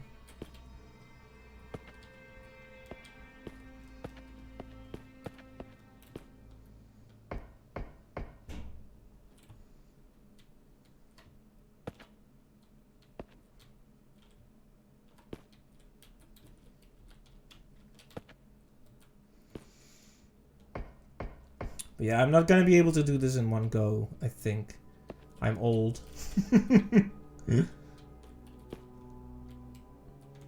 Okay, can we climb up here then? Like I could just grab one of these, I reckon. Or I would think. I reckon. I've become so American. Can barely recognize myself when I speak. Anyway. It's all very unusual these days. Many people have come to the site, but they haven't registered with the authorities. I've heard that Cooper and his team are rehearsing a script into a play, and that all participants are required to record their daily status.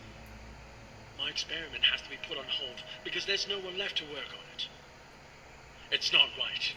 I'll write an email to the minister and inform him of the malpractice going on here. Who's that? They love to do that, like cut it off at the end, like, oh. And now IR is dead.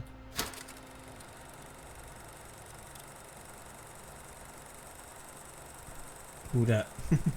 Yeah. Who that? Or my favorite. Oh no! Don't do it!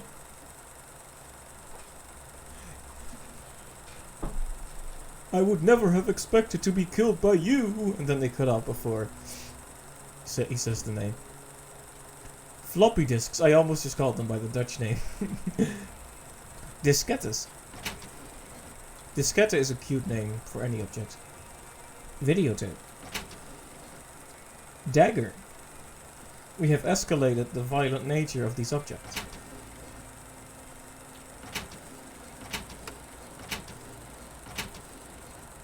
Okay.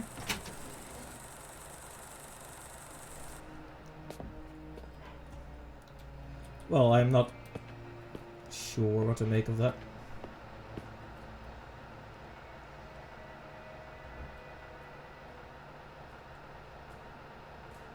King. Pick up your crown, King.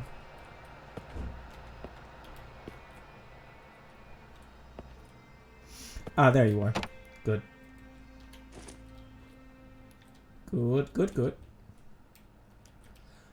Okay, what now? There's nothing here, we just have to go back to that room, I guess.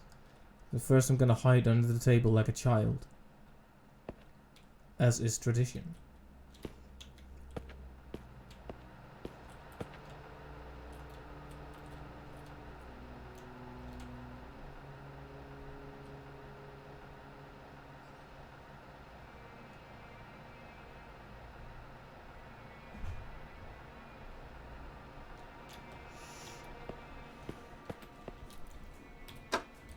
Okay.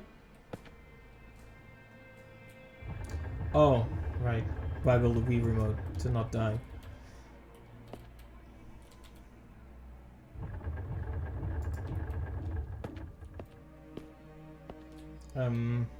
I believe that's where we came from, so we don't really need to check that again.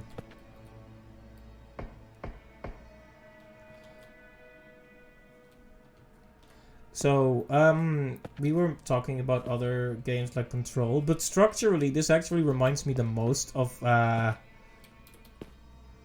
What Remains of Edith Finch.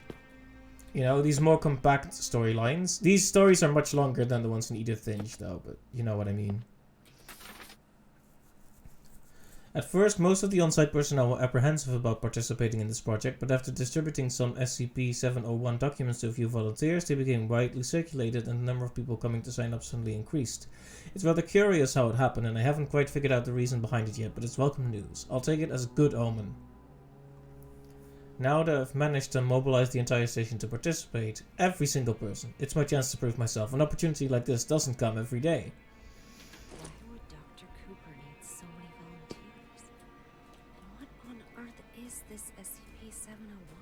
So they performed this play, I guess, and it did not end well for any of the characters, considering how Shakespearean it sounds. Edith Finch was really great, yeah. I remember how that game, like, my first impression, I wasn't really sure. Like, not that it was bad, mind you, but I was like, okay, we're going to a house, we're going to explore it. Fairly standard fare, and then the game's just like, bam. You thought wrong, basically. We just came from here. I somehow got turned around because I'm a genius. That's why they call me D000, because of how much IQ I have.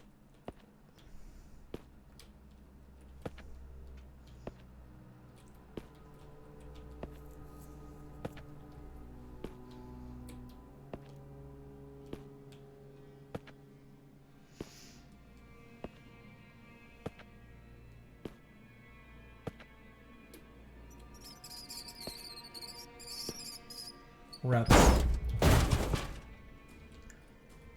You think it's funny to just make a loud noise at me? You think that'll scare me?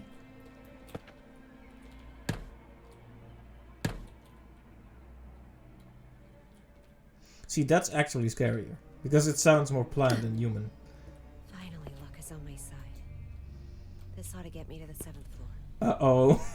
You know, when you end up in a stairwell like this, you inevitably get some flashbacks to other SCPs, don't you?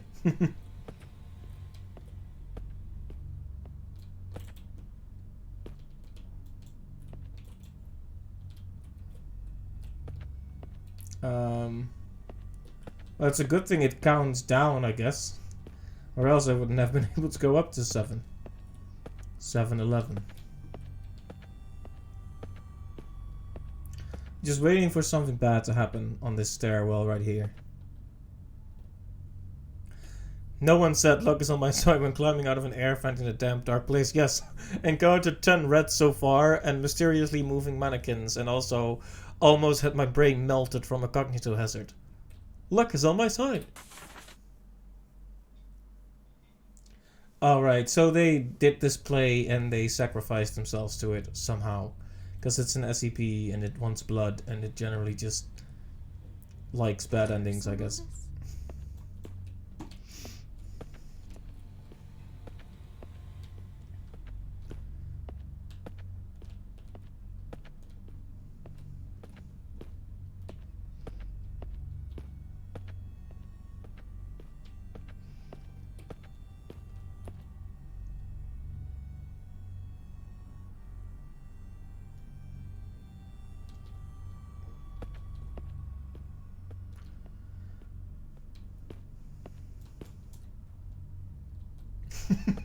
Could you feel like the sheer suspicion in my face when it was 4F again? What the hell is going on here?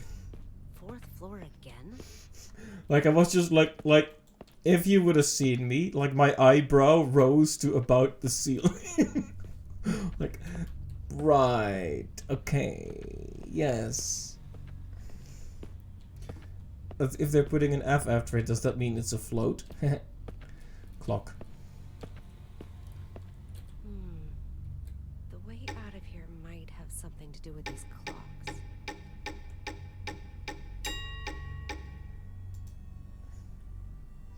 Let's see.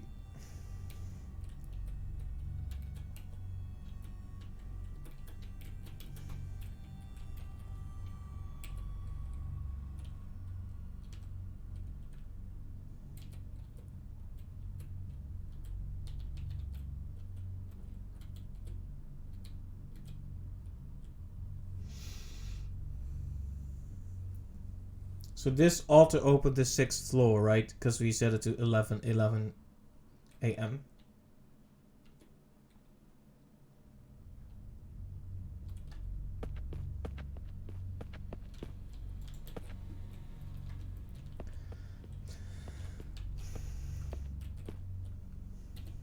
Oh lordy puzzles, yes, they certainly are. I like this one though. The 7th floor, alright, so it needs to be 9 p.m. for us to access the 7th floor. Oh, sorry. Simple enough, 9 p.m. It is almost exactly 9 p.m. here, which is kind of cool. Am I really gonna have to... Guys, come on. Are they really gonna make me do this?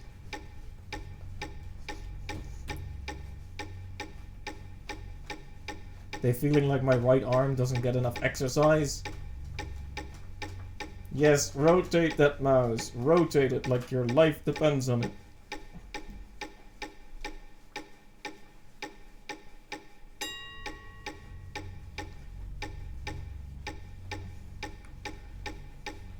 Oh, it's okay, it's never going below 11, okay then. Okay.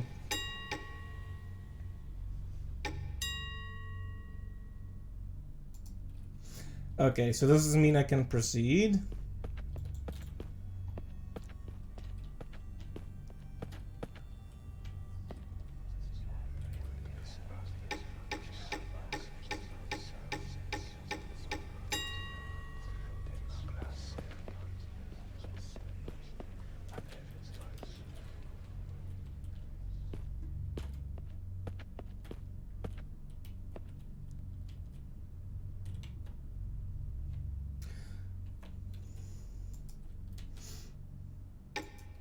Okay.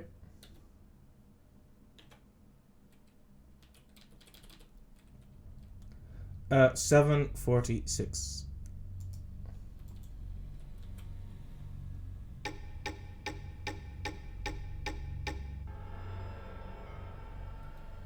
Showtime. Whoa.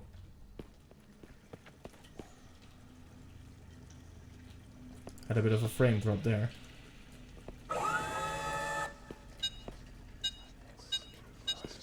I've never seen such a value. The situation might be even worse than this.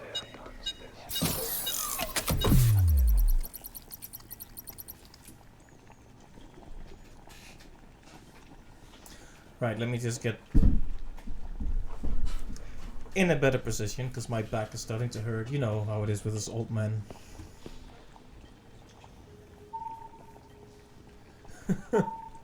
Frame drops in horror games are the worst. In fast mode these past few days, every time one happened I was like, the game is loading in the ghost, run. Indeed.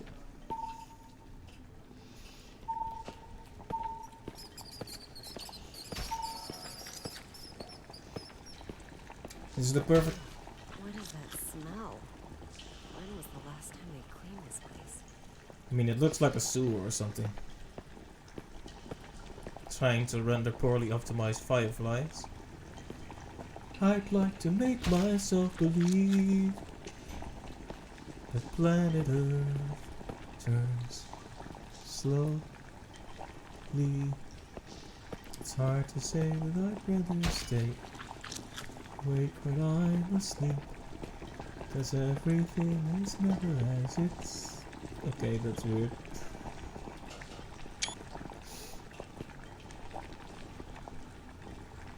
Do you like what SCP-701 is cooking? The answer is no, I do not. But, well, I like it in a sort of comical sort of way. Yeah, they all sacrificed themselves. That voice again. Voice. What Ooh, the frame. Oh. Serve my king with my blood. Blissful suffocation. Tell us what it Sacrifice says. of sin. No!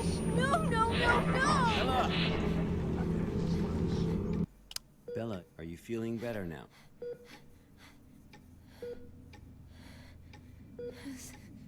Suffocation. Like a rope. Looped around my neck.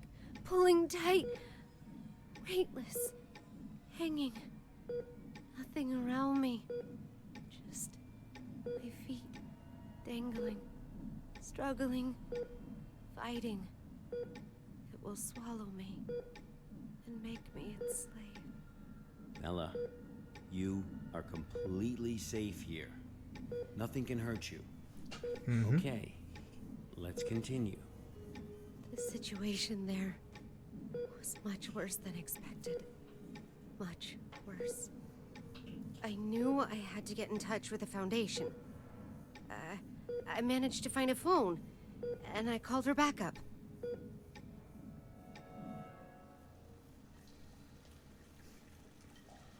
This is Sparrow, 09868, for Bald Eagle. I'm at Pony Station on the 7th floor. The situation here is much worse than expected. I need backup. Bella, are you sure this is actually what happened? What do you mean? Yes. Of course I'm sure. Come on, Bella. Try and focus. What are you talking about? Bella, you never made that phone call. Of course What? Pony Station was completely cut off. There was no contact with the outside world whatsoever. A phone call? That would have been impossible. No, but I saw... What did you see, Bella? Tell us what you saw.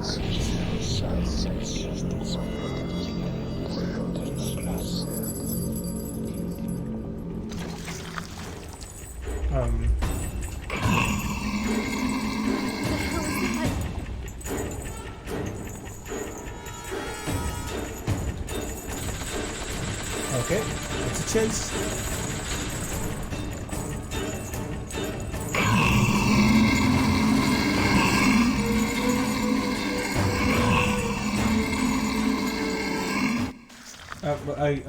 Okay, I got killed somehow.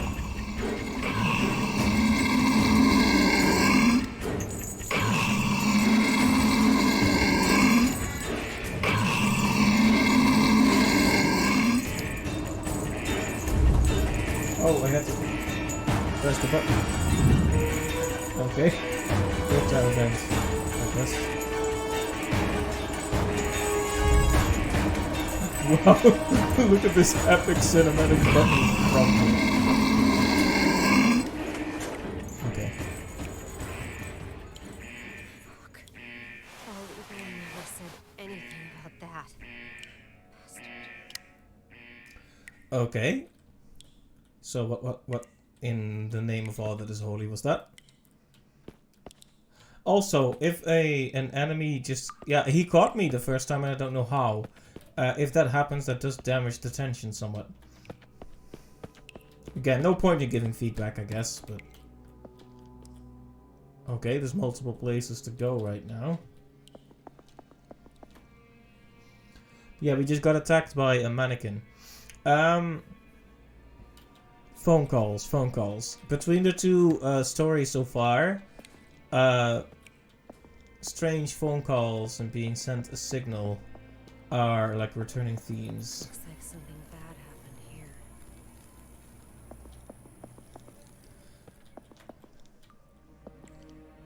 Looks like a crime scene, yeah. Electricity needed.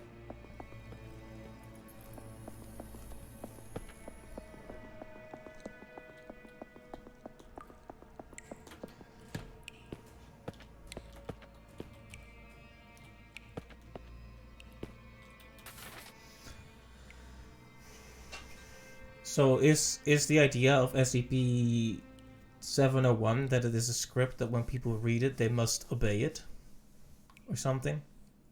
SCP 701 scripts have been out for a week now and the participants have had minor rehearsals as described above. But one thing continues to baffle me. They always seem to recite the wrong lines. Every single person. It's strange, almost like it's orchestrated. When I try to correct them, they become defensive, insisting that they read the correct line. Meaning the script shows something different for different people, perhaps? Who knows? But other than that minor hiccup, everything else went well. I'm very much looking forward to the first rehearsal in room 703 the day after next. The day after tomorrow.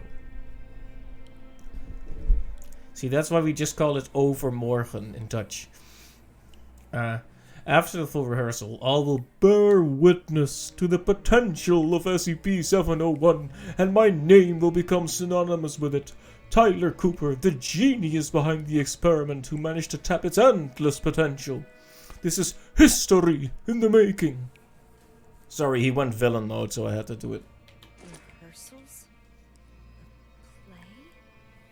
What is up with this SCP-701 experiment? Like, if he wrote, like, you have to break a few eggs to make an omelet in there, it would have been, like, perfect. You know. Or something about the needs of the many or something, I don't know.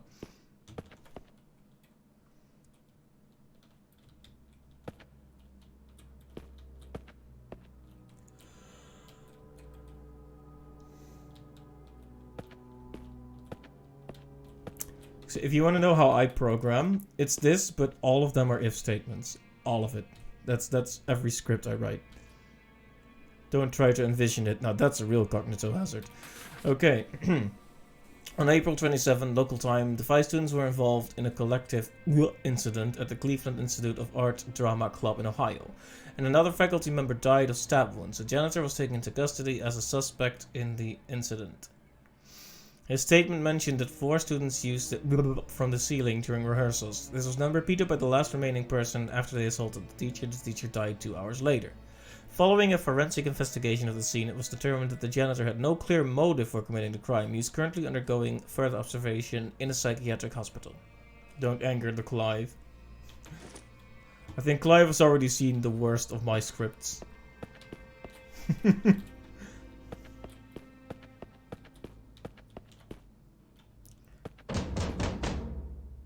That's the second time that's happened. Wasn't scary then, wasn't scary now.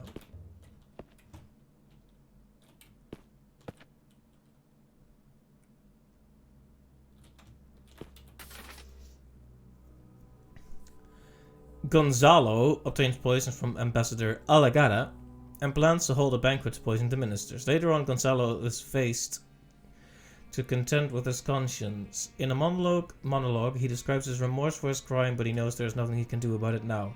Antonio, Olinda, and the squire escape from the convent, and Antonio promises Olinda that he will exact his revenge and marry her as the new queen. Can I stand on this and not die? I can. Well, rather, I can walk into it and not die.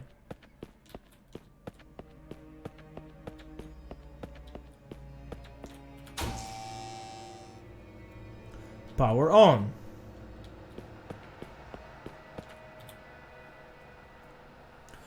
To all personnel of Pony Station, research on SCP-701 will officially begin tomorrow. In order to prevent the dissemination of classified information, all video surveillance equipment has been removed and all external signal transmissions have accordingly been blocked. The site will be kept under closed-loop management procedures until the conclusion of the research experiment. At present, the experiment is still in need of more participants. All willing participants can find Miss Irene Maple in the archives room on the 4th floor to fill in the necessary paperwork. From System. F the system, man.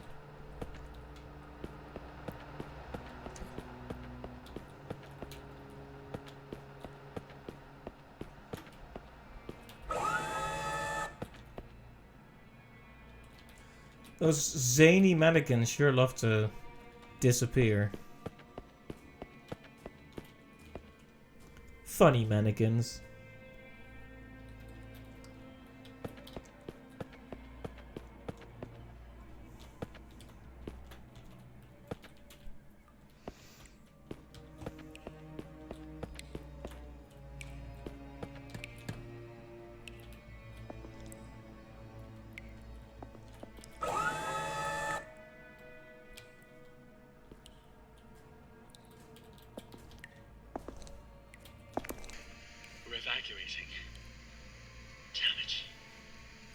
show, everyone went crazy. Some hacked themselves. Some killed each other like beasts. And that damn evil white monster. This was all destined to happen when he brought in that script. Everything that happened here is all Cooper's fault. It's their fault! This will be the last recording from the experiment. The hydropower plant was shut down forever. And no doubt my experiment will also... What's going on? What's going on? Ah! Okay, the was meant to be... Okay, no. Sarcasm mode off. No stupid comments. I'm sorry. I keep almost doing it. How is this a surprise to anyone? Good question. I mean, they literally had a log about those art students that also ended up killing each other after watching the play. So why did they feel so intent on doing the play again? Like, did they really think that was a good idea? I think he suffered a few too many cognitive hazards before this whole thing even started.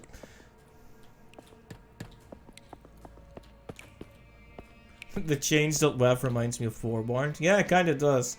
He had like the rattling chains there too. Is there still something in the closed off crime scene? I'm not sure. I will check again. Just to be safe. The thing will still play, but that's about it, I think. Maybe the screens. You probably saw the icon that it can still be played, but I'm checking.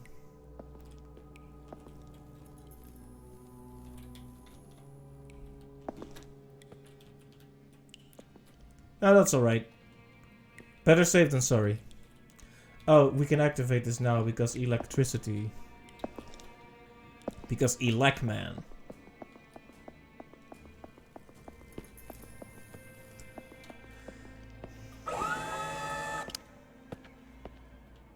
Take a bow.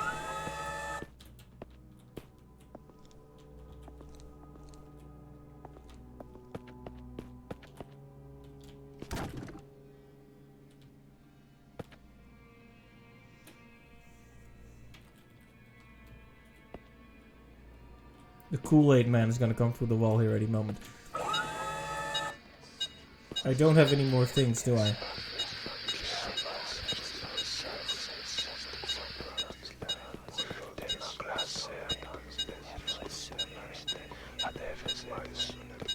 I like the whispering sounds. They're good.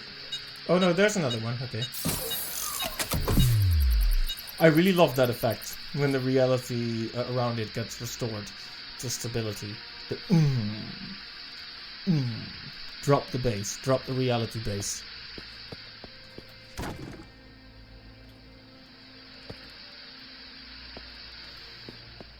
Me when I get home after work.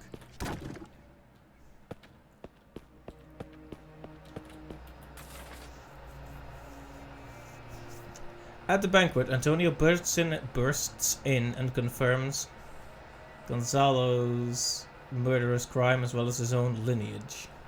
Gonzalo is deposed by an angry group of ministers. Instead of killing Gonzalo, Antonio exiles him to the convent. Antonio then orders his squire to plan his wedding with Linda, and the play ends with a dance by the group of courtiers. The play doesn't, like, there people die obviously, but the play doesn't sound that grim. It seems to end fairly well, unless there's a part we're missing here.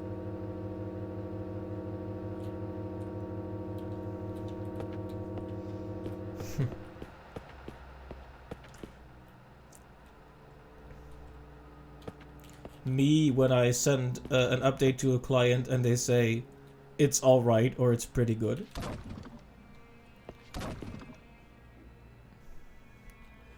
Okay.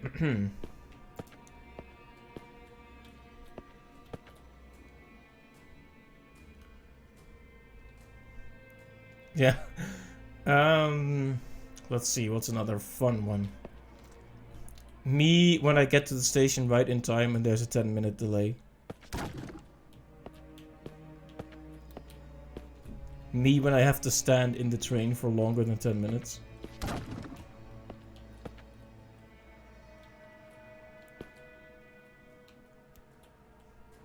Me when I'm just having a casual walk through town and I hear a baby crying.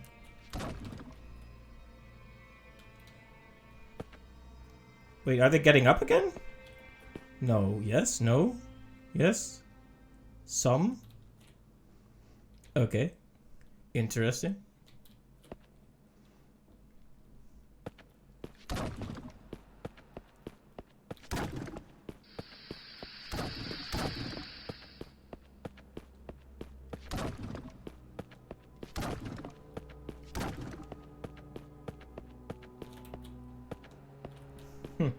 This is pretty cool and spooky. I'm not sure what determines which ones get back up and which ones don't. Why does it look like they're all going to the same place?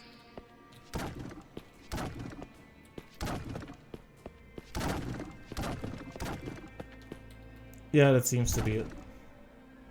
But some stay down, which is unusual.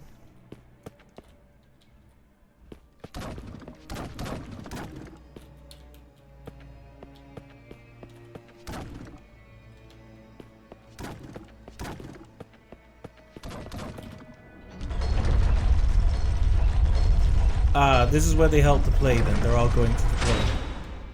Come on in then, lads. Let's have a look. Oh, I guess not. The black box.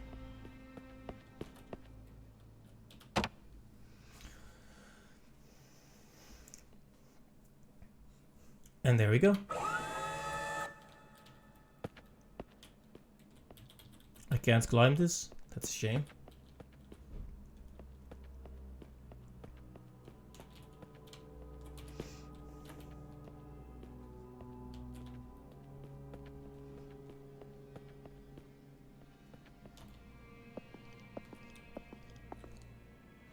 Having 20 wooden dudes chase you way too much work.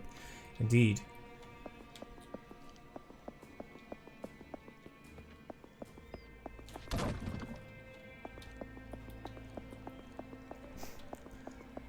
That was supposed to be scary, but it just reminds me of this like meme of a guy falling down with like a huge explosion.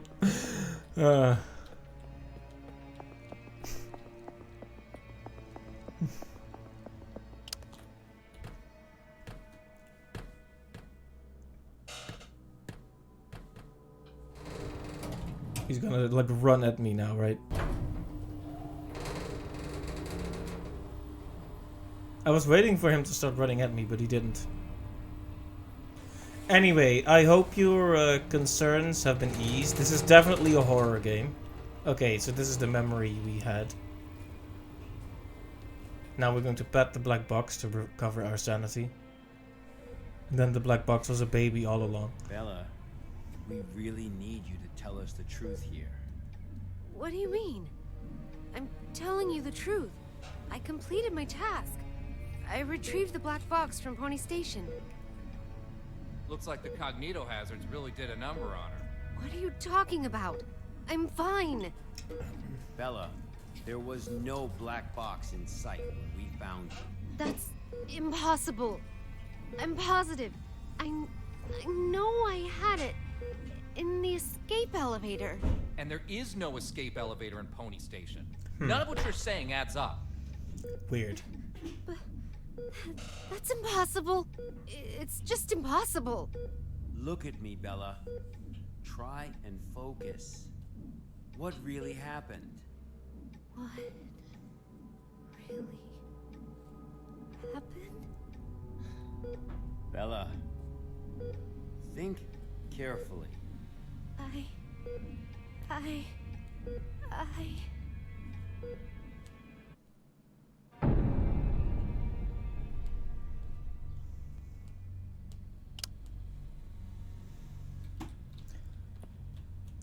What actually? Oh, so we're back here now. So that was all a lie. No mannequins.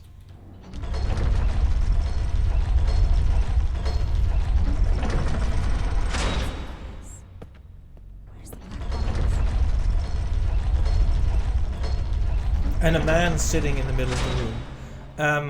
Our D501 or 3, the guy from the desert, also saw a guy sitting.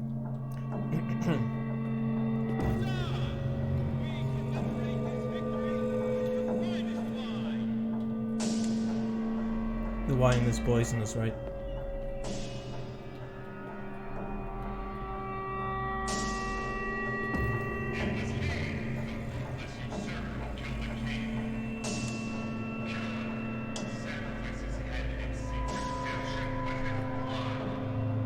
That's not what he said. He said some secret redemption with his blood. Subtitles didn't match up. Literally unplayable.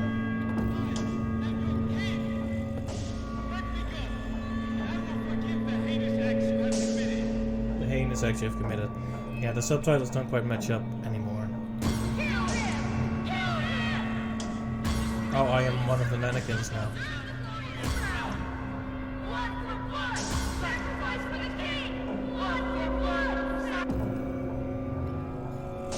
But that's not what actually happened in the story, is it? Didn't he get exiled? Or am I reading things wrong?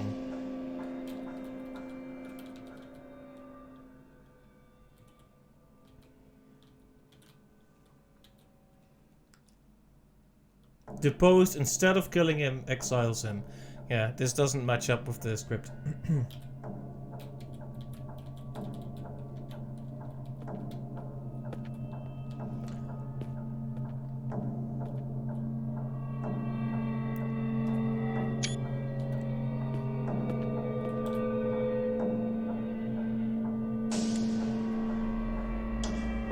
Fuck, not again.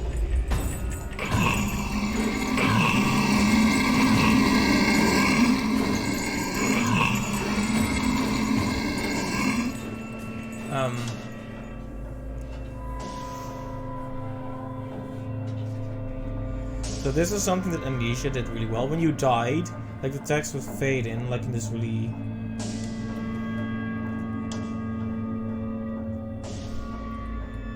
The hint, it's wise to run, doesn't help. No, it's... Like, where do you want me to run then? He's at the only exit.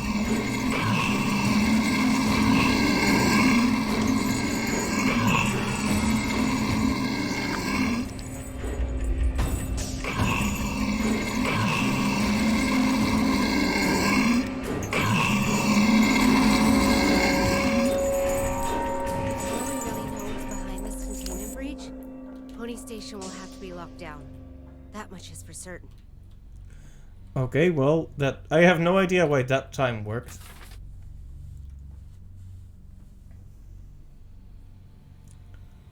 Okay.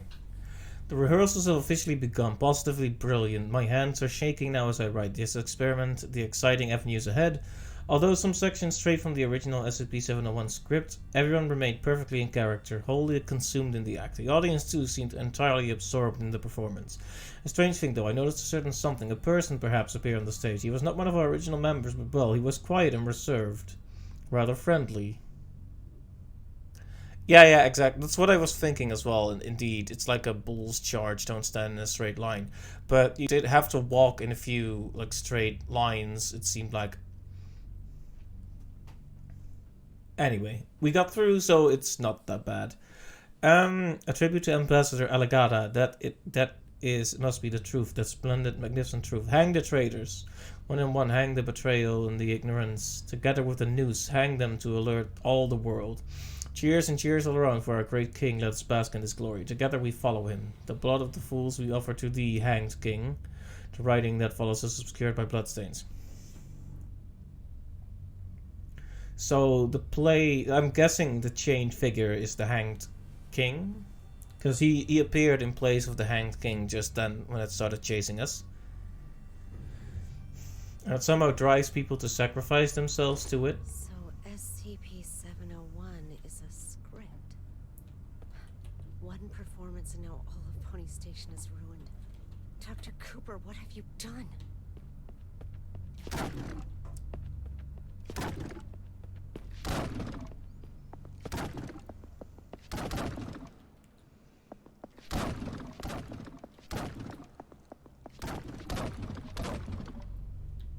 These ones are staying down.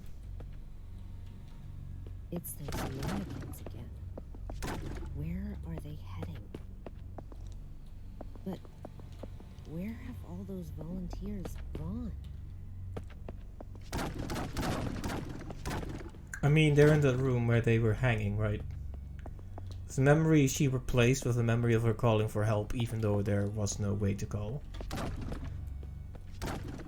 I'm mostly intrigued by what happened to her memory right now.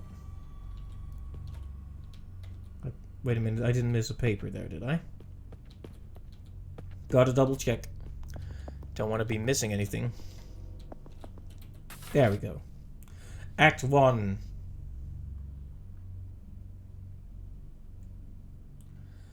The king of Trinculo passes away and the king's brother Gonzalo succeeds him as the new king. At the coronation, the drunken queen confesses that she colluded with Gonzalo to kill the old king and hang his body from a tree.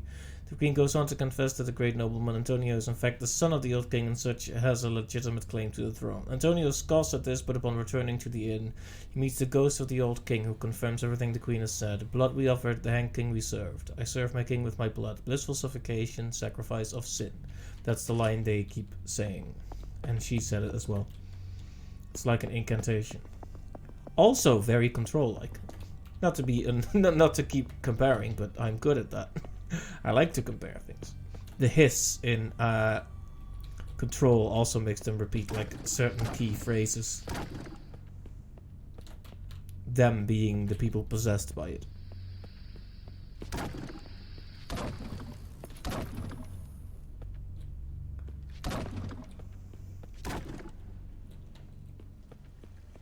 Ah, yes, this is where we first saw Chained Boy.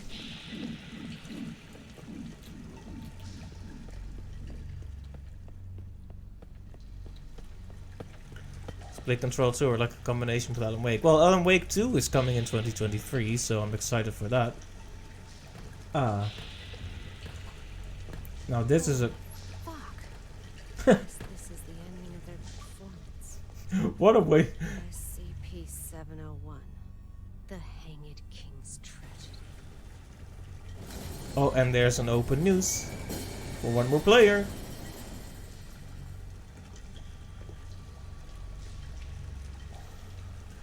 Okay, this is a good visual. I think her response was a little bit... Like, I don't know, like maybe it's because she's an agent trained for this sort of thing, but when she's in the hospital she comes off as very, like, fragile. Maybe it's because of what happened here, but here she's just like, holy heck. 30 dead people. That sure is a thing. Who's there?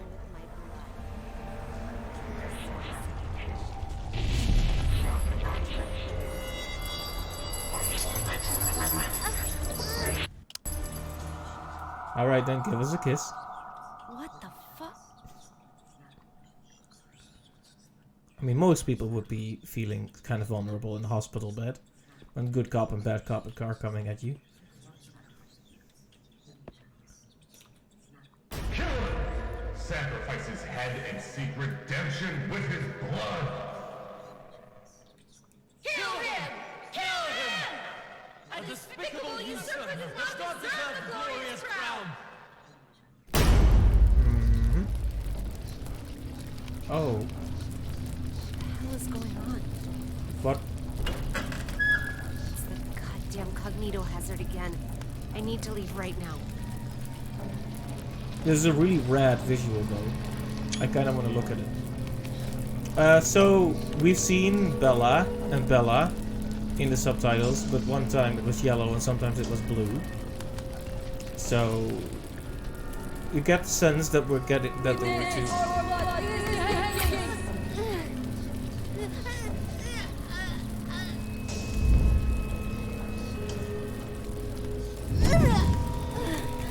Okay.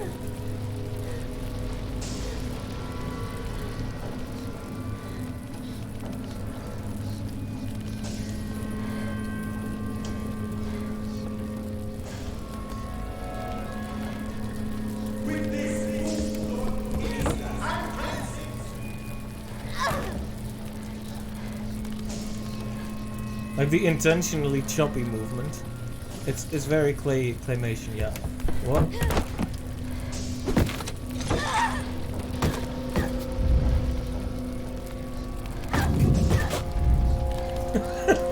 Once again, like I don't want to clown on the game because it actually is kind of cool, but the like the way the quick time events come in.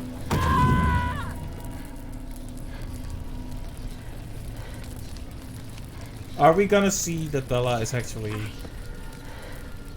Need to leave. has been replaced by like a mannequin? Oh yeah. Damn it. Extremely rad. I have to respect this. I know I've been occasionally been critical, but there's nothing negative to say about this. This is just cool. This is just rad.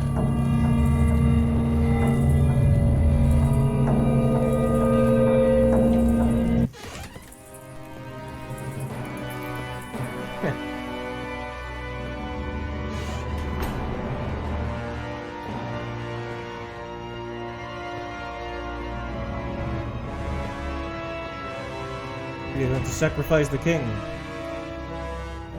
and seek redemption with his blood, eh?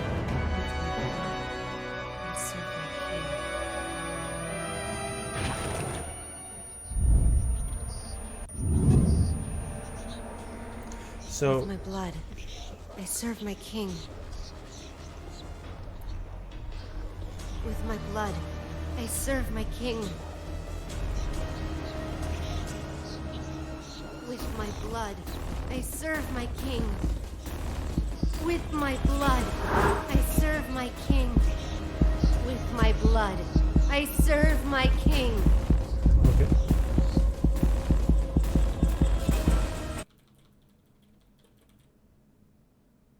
okay. Okay.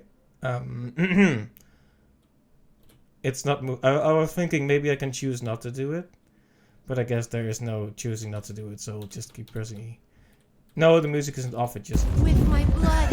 It just I stopped serve until my I continued king. the QCD.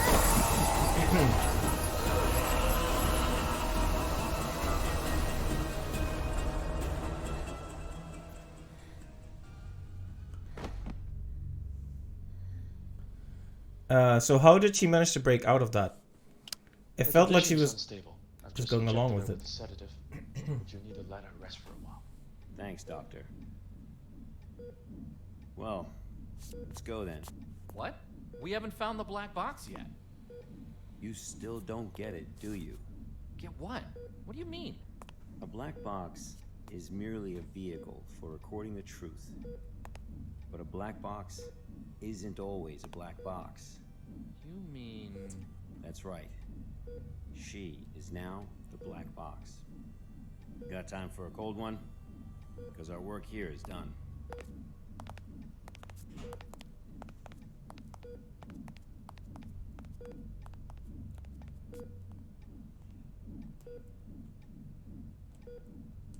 Mm-hmm. I serve my king with my blood. Blissful suffocation. Sacrifice of sin.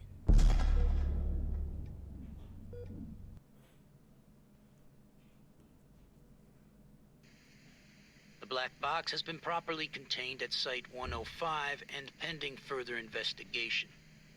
Above is the full record of the inquiry. That was strange and left a lot of questions.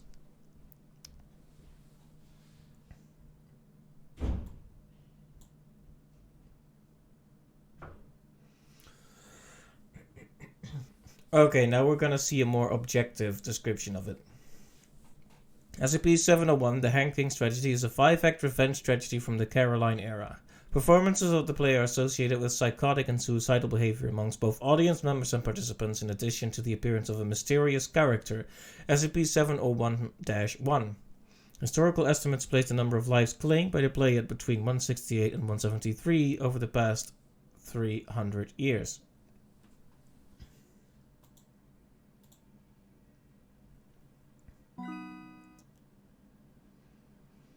And stuff gets censored out because, you know.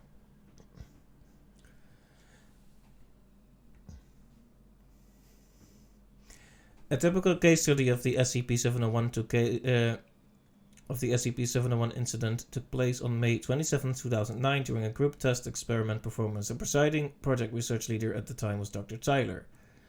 According to research logs, SCP-701 is a self-evolving mimetic virus that spreads through unknown means via dramatic texts. Pony Station is currently under a full-scale lockdown. Archives pertaining to SCP-701 are scattered throughout the site.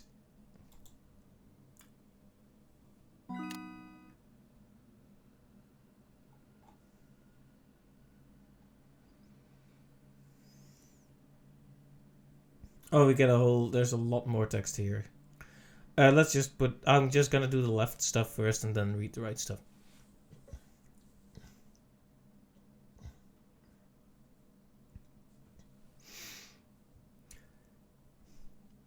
That's indeed a valuable question, sir. But according to our investigation of Bella, that data is no longer considered complete. The black box is the only reliable recording containing the entirety of the research contents. She is the sole complete database of SCP-701.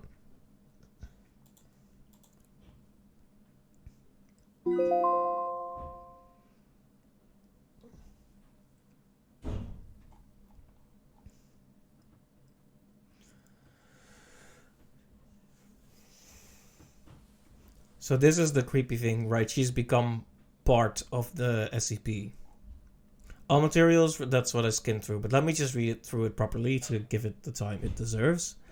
All materials relating to SCP-701 are to be kept in a triple locked archive at storage site unknown, or redacted. These items are currently consist of the two currently extant copies of the 1640 Quarto, 27 copies of the 1965 trade paperback edition, 10 copies of a 1971 hardcover printing, 21 floppy diskettes, consisting of data seized from raids on Expunged, 1 SVHS videocassette tape, designated SCP-701-19-something-A, and 1 steel knife of unknown origin, which always seems to come up in the play.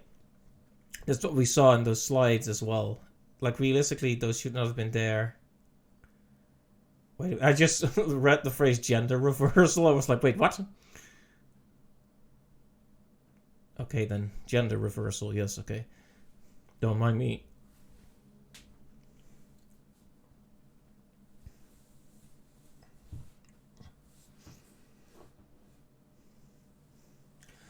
Right. At no time are any of these items to be removed from the room. Access to the area is to be heavily monitored. Absolutely no personnel whatsoever is to be granted access to the archive without the express in-person permission of doctors something, something, and something. Removal of these items from the site is strictly prohibited without exception. All personnel entering this area must be placed under strict surveillance. At present, the most complete source of data is preserved in Black Box 70103. Original name, Bella Lawrence. It's a lot of... I guess... Are you guys interested in reading all of this? SCP-701. The Hank King's tragedy is a Caroline error. This we read.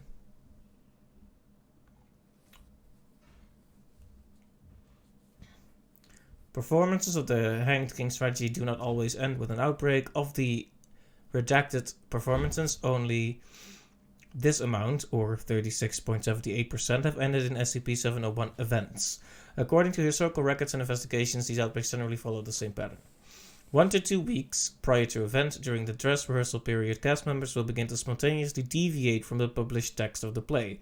Rather than improvisation or gaffes associated with going off script, said deviations will both be orderly and consistent as if the actors were working off a new version of the script. The cast and production crew will seem unaware of any change, and if it is brought to their attention, will state that the play has run that way from the beginning.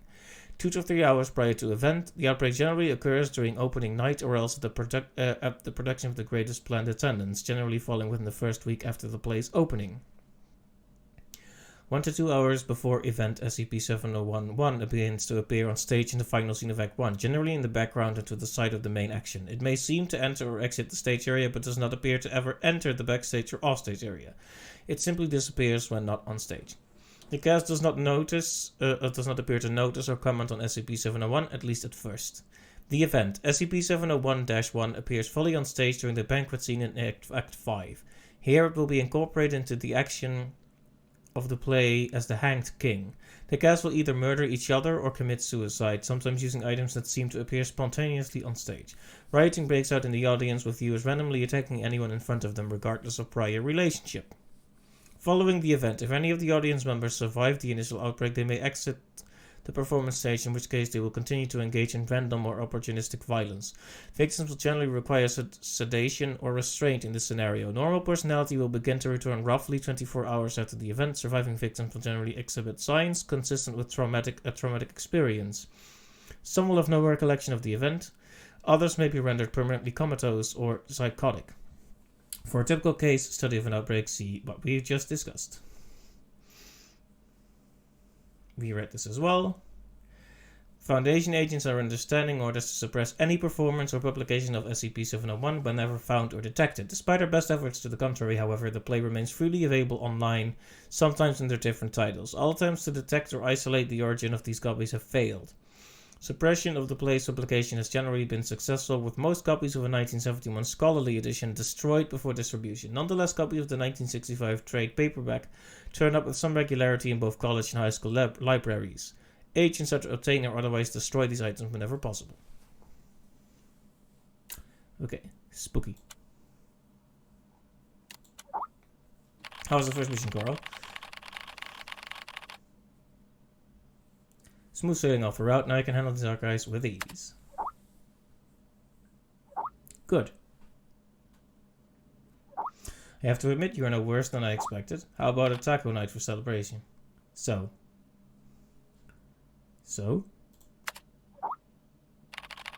Are we really using a living being as a tool to contain anomalous objects? Hey, MIT boy. I've seen a great many field agents. They are prepared to sacrifice themselves at any order to complete a task. Secure, contain, protect. For them it is a creed worth paying the ultimate price for. And it is our duty to record all of this truthfully and honestly so that people may remember them forever. I understand.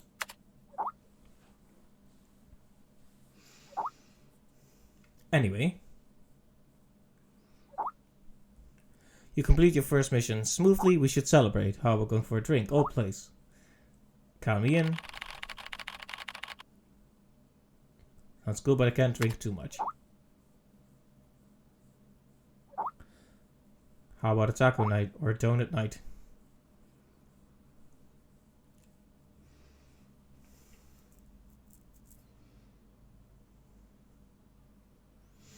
Yeah, something is going on with our guy here. To celebrate the completion of my first ever archive mission, my colleagues threw a small party. It all started to grow on me. My colleagues in this place. I started to really enjoy all of it. Maybe it was all the drinking. I dreamt I was lost in a strange cave. It was dark and damp and smelled of decay.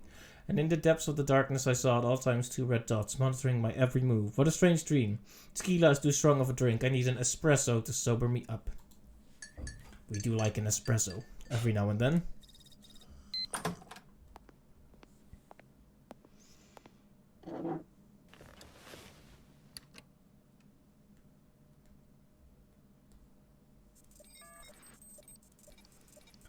So much reading though. My poor voice can't handle it. Let me just breathe in. And breathe out. I was noticing that during the school days when I have to talk a lot, my voice gets lost more easily. Maybe doing streams does help a little bit with that. You know, keep the voice nice and oiled.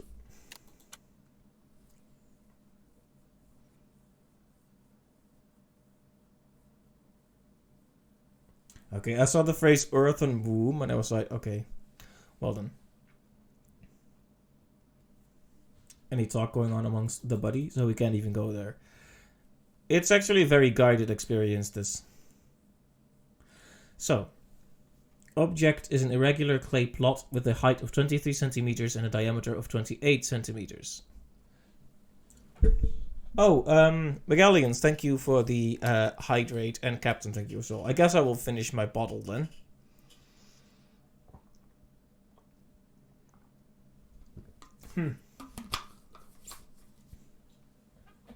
Thank you, guys.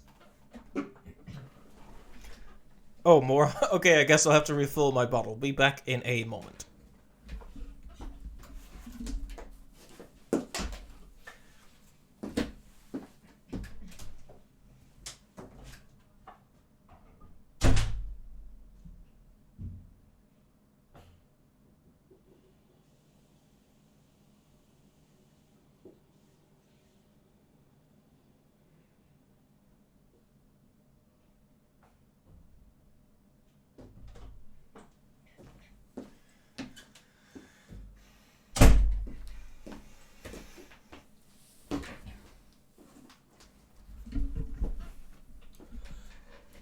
Yes, yes, thank you both for the extra hydrates. I will have a big sip then.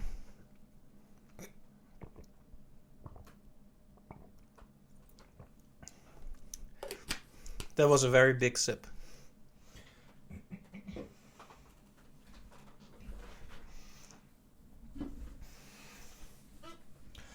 Alright, now let's read up this extremely messed up text. But do not be fooled by its appearance. It is an organism, a womb. Yes, an earthen womb. SCP-660 may be safely stored in a standard safe deposit box, provided its mouth remains covered with an inert perspex dicks.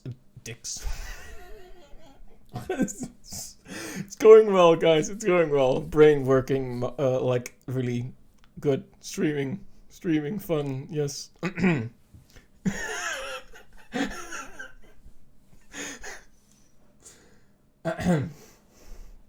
All this talk of wombs, perspex disc, and sealed with a tamper-proof tape. Log of tests involving human experimentation with SCP-660. Spoopy turned spicy.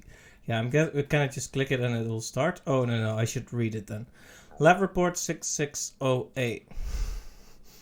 Sample condition, skin flap. Now there's a phrase you don't want to hear. Harvested from the left thigh of the cadaver of D612. The owner was healthy in all respects prior to death. He was really healthy until he died. Sample used. Tissue sample left in SCP-660 for 2 months duration. Result. Daily biopsies indicate viability of samples. All samples taken from tissue graft are cultured in vitro, revealing a predisposition towards precancerous and cancerous growth. Okay, so basically it's not a very nice womb then. Lab report 660B.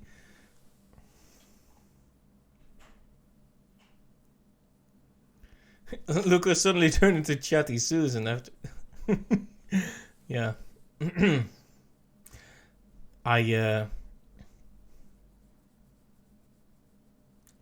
I'm just gonna move on from my misspeaking there. Skin flap, once again harvested from the left thigh of cadaver of D612. This was... Wait. Again? Oh, they left someone in there?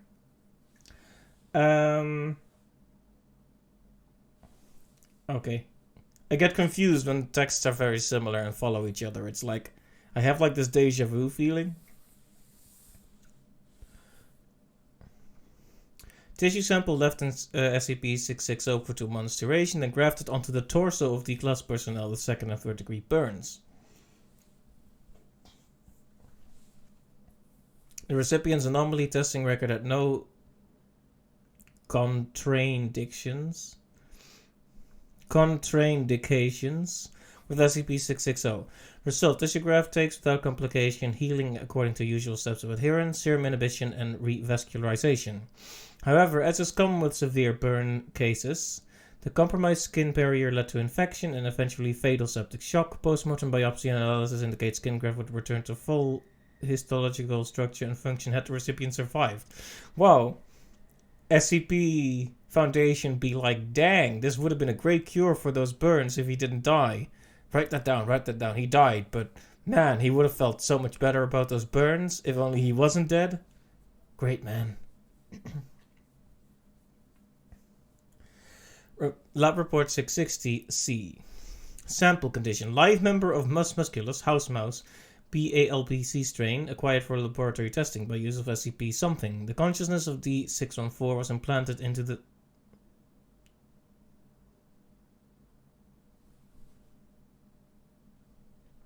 You ever read a line and you're like, ah, okay. So they put the consciousness of a guy in the mouse. Okay? Cool. Specimen left in SCP-SS 660 for 2 months duration.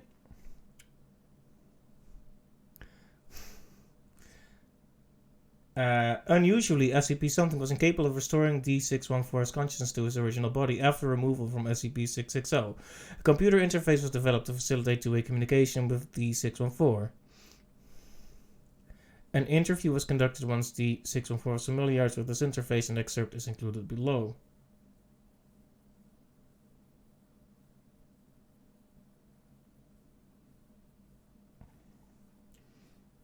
Wait, so they managed to do an interview with the mouse by giving it a specific interface?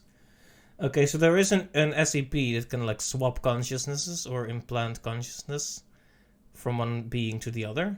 That's interesting.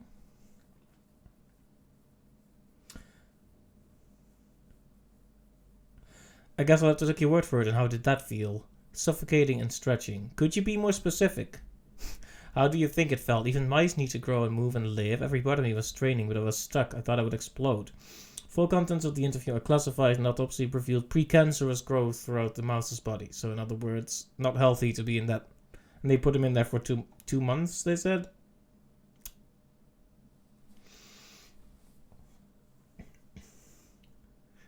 Really nice guys, those SCP guys. Really friendly, really ethical. Wow, I said that with a bit more gusto than intended, sorry. Ethical. Lab report 660D. Sample condition. Right arm lost in a traumatic amputation just beneath the elbow. Sample use. D778 was severely injured in an accident involving SCP something. Lost limb recovered as part of cleanup operation. Subject would not have survived immediate reattachment surgery due to other injuries involving severe vascular compromise. Vascular relating to the blood vessels.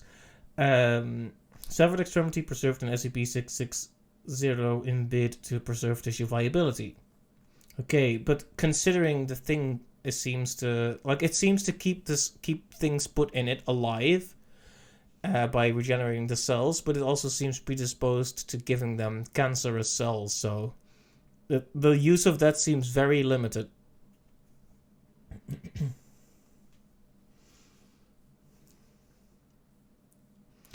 Let's see. Right arm successfully reattached to previous owner. Subject reports return of sensation in fingers of right hand, contrary to poor prognosis due to severe tissue avulsion and nerve damage sustained in initial injury. Biopsy revealed little to no precancerous cell growth. Transplant ruled a tentative success. D778 has been retained for further observation. I guess that's what all the tests before here were for. To eventually reach these more positive results, but then, as you can see, the results were in fact not positive. Addendum. Human testing with SCP-660 was suspended due to the sudden death of D778 from teratoma with malignant transformation. I've seen fetus in vitro before, but never have I had one try to grab my probe during an autopsy. Creepy. Dr. Grayson, Appendix 30 July 2012. As of today, SCP-6601 has been neutralized. SCP-661 no longer exhibits any other forms or shapes. It has been classified as safe by the Foundation. Research on SCP-6601 will be transferred to the Reliquary Research Institute. Details available to personnel with clearance for 660. That was a lot of text. Can we get back to the gameplay? Okay.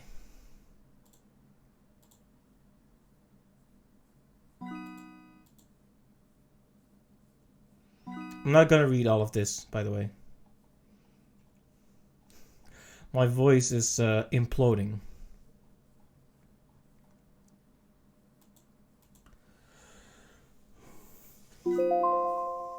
I'll check if there's anything interesting to be...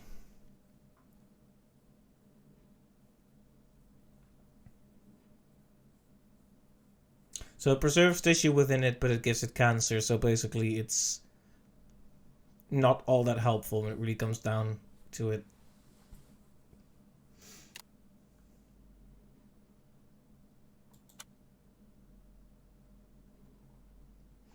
Oh man, there's so much to read. Let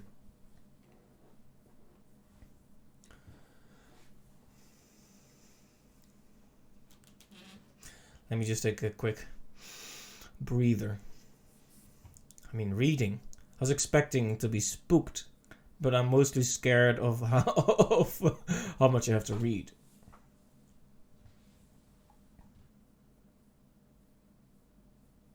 Right, so we need to add more stuff to this. SCP-143 is to be contained in the valley adjacent to Bioresearch Area 12, blah blah blah.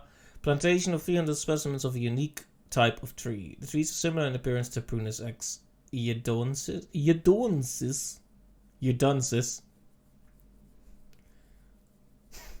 Japanese sakura or cherry blossoms. They bear no fruit, and the only known way of reproduction is by careful own root propagation using cut saplings from an older sample.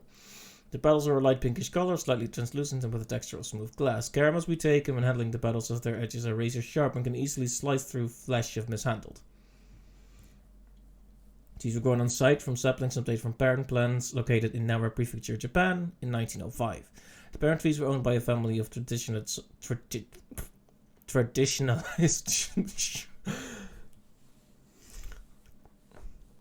You know how you need more coffee to read sometimes?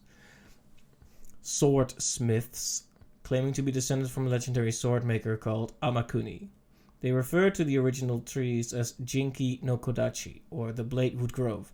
It is from them that the Foundation gained the techniques to cut and work the wood and petals into serviceable items. Interesting.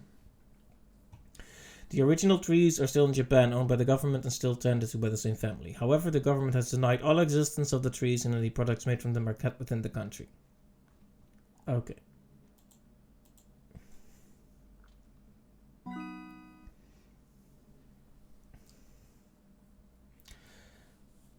SCP-143 is to be watered twice every day, on a regular basis via a large sprinkler system, unless already watered by local precipitation.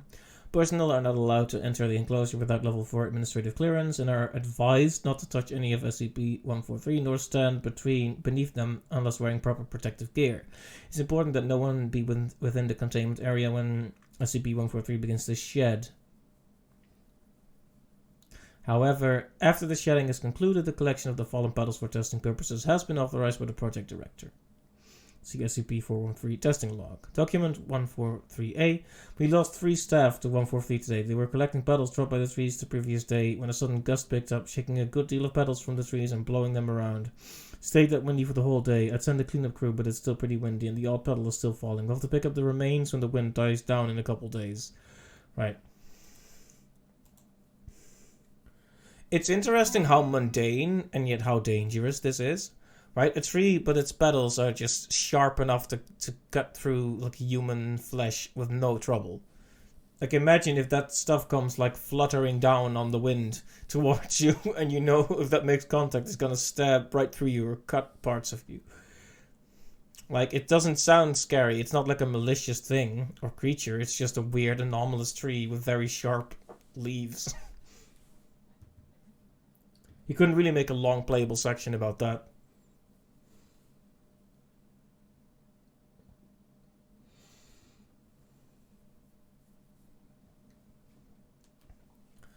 Right.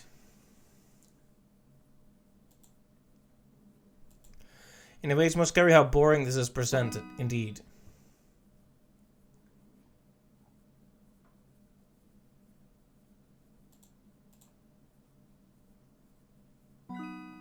Oh, I already did that? Okay.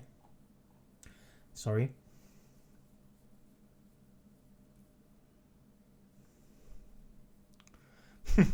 Oh yeah, look out for the razor sharp leaves. They'll kill you. Yeah, how they casually just talk about how they lost 3 staff today. Yeah, 3 people went to pick up the leaves the wind picked up. They got sliced into little ribbons. Rip. Let's wait until the wind dies down and then send a cleanup crew.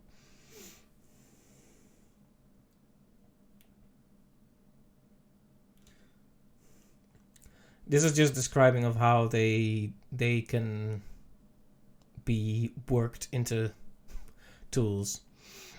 Hardness, withstanding temperatures up to 1800 degrees Celsius, that's very hot, which strength ratio surpasses even that of titanium. Lighter than aluminium. And high temperatures upwards of 1500 degrees, separate pieces are capable of being fused together, so you could make weapons out of them that way, and that's what they learned about. Cool. Neato, in fact.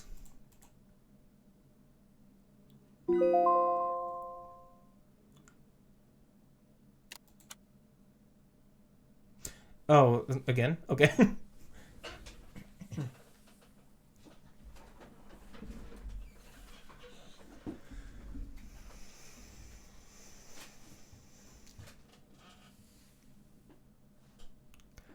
Let's see here. Is it one of those things that just dispenses whatever you asks for? Whatever you ask for? whatever it asks for. Grammar breaking as we speak. Should I put on some music in the background here? I mean, gosh darn, this is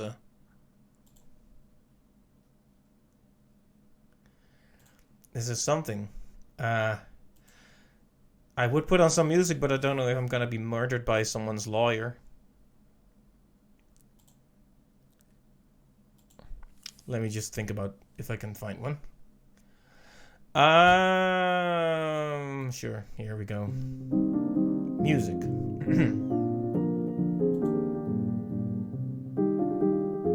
Oh, it has to be spooky? Okay, well, this is not spooky. Let's see then.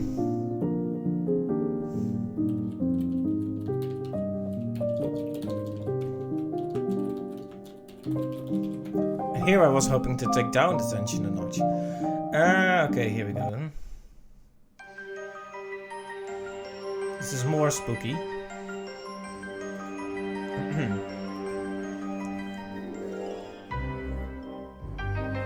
It's like a waltz, but spooky. Okay.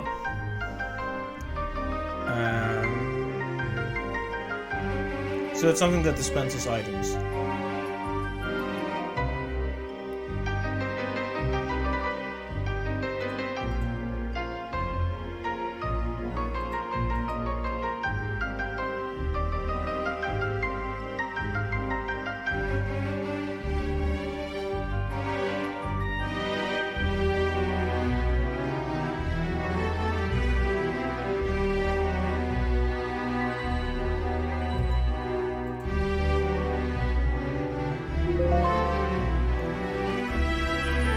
Have I turned on the music too high now? Sorry about that. Actually, this one might be scarier.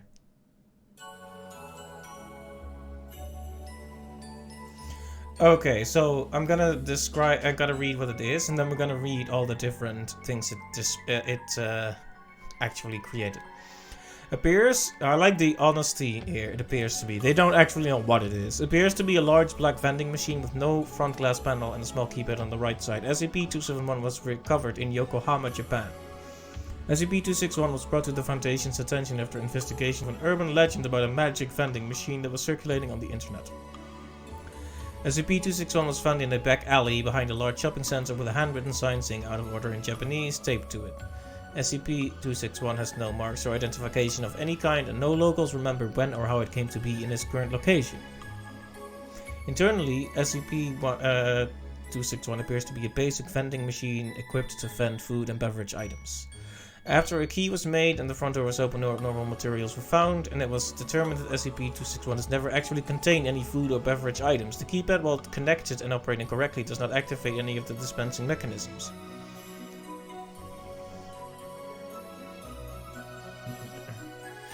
When money is placed into SCP-261 and a 3-digit number is entered on the keypad,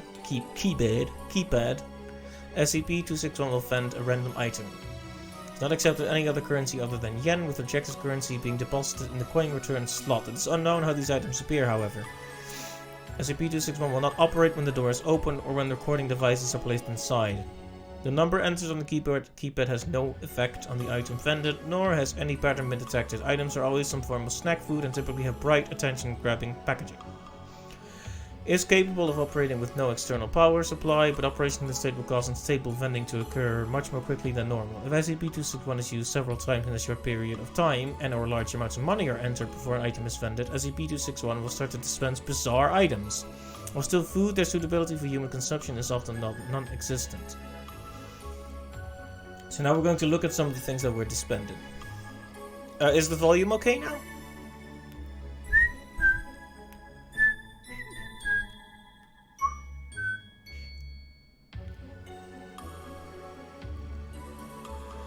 It's fine? Okay, good.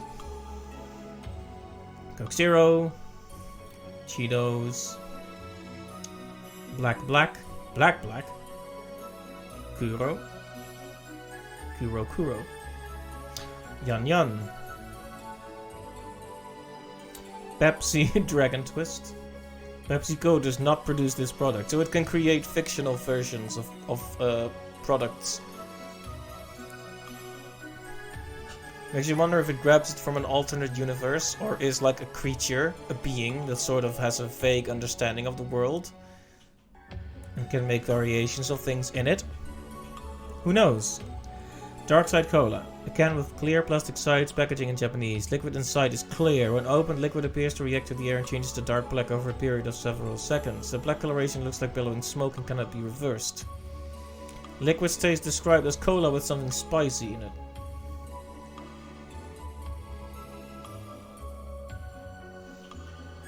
See, these SCPs are interesting because they're weird and mysterious, but usually not that scary. The Little Bakery 7 Crane. A small tube the size of a candy bar with a green button, made of aluminum. Packaging in English. When the top is twisted off, a mass of dough is extruded. Dough contains several enzymes and bacteria that have not yet been identified. On contact with the air, these cause the dough to rise and bake, killing the microbes in the process. Produces a small round loaf of bread weighing 250 grams. Taste described as good but chewy. Ooh, Dutch. Now we're getting close to home. Lemon clams. Thick plastic baggie with a plastic tube on the side containing water and 12 clams, packaging in Dutch. Following on package instructions, the plastic tube was cracked like a glow stick. Liquid in the bag flashed to steam, venting from a hole that popped open at the top of the bag, slightly burning one researcher. Steaming finished after 38 seconds, after which clams were found to be fully cooked and infused with a mild lemon flavor. On investigation, clams match no recorded species. Diet Ghost. A can containing an instance of SCP-2107. The packaging was in English. Testing done on this instance provided similar results to other contained instances of SCP-2107. This marks the first time SCP-261 has fended another SCP object. Okay, it keeps getting weirder here.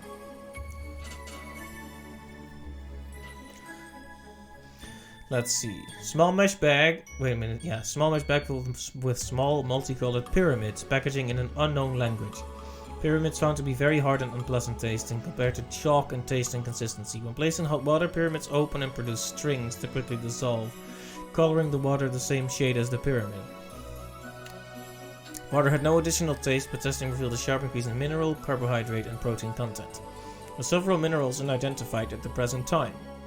This content was found to be consistent with the recommended daily intake of nutrients for adult humans. Researcher ingesting the water reported stomach cramps 2 hours later, but no other effects. Who tastes SCPs? SMH. That's what they usually have the D-class personnel for, you know, death row people. Just make them eat stuff. They do a lot of really horrible stuff to D-class personnel. If something causes like horrific transformations or weird, just general suffering, they're happy to let the D-class personnel do it. Yeah, your superior being like, chew on this. It's a very hard pyramid made of stone, but it has many colors. If you were a kid, you would put that in your mouth anyway. Brightly colored objects that are not meant to be eaten. Kids love those. Okay. Unknown. Aluminum box with a small glass window on the side and a large round button on the top. Packaging in an unknown language. Box is seamless and appears to be filled with small round animals covered in fur, each with 3 small paws and a single large eye. Pressing the button causes the inside of the box to rapidly become superheated, cooking the small animals alive. Why? Muffled noises and scratching were heard for several seconds during the cooking process. After 1 minute 30 seconds, the front panel opens and gives access to the now cooked animals. Professor Kane volunteered to eat the animals, with no other researchers willing to do so. Taste described as crunchy and very spicy with a small hint of beef. With a small hint of cruelty. So what have you...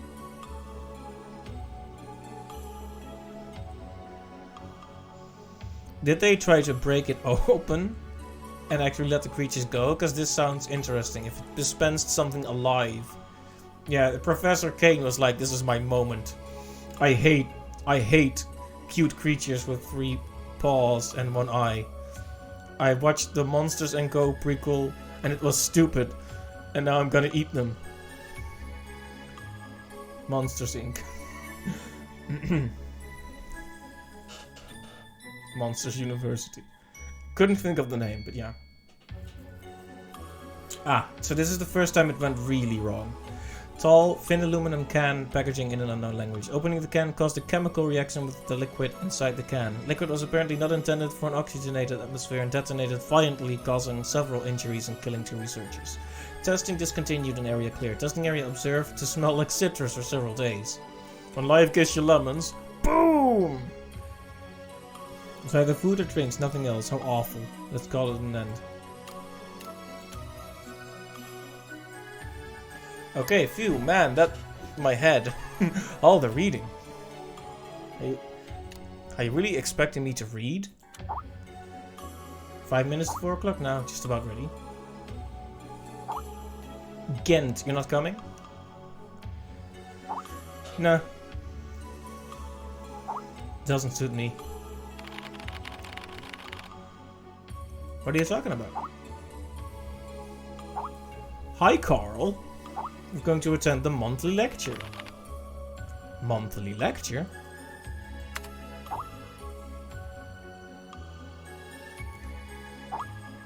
Each month the Foundation invites someone famous to hold a lecture, to share new knowledge and insights pertaining to SCP. For this month's lecture they invited Dr. Trevor.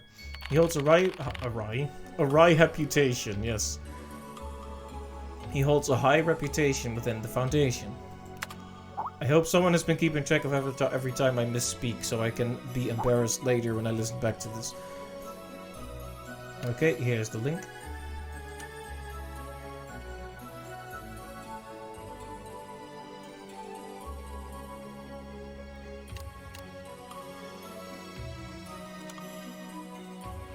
Oh, I should probably turn off the darn music, actually. Sorry about that.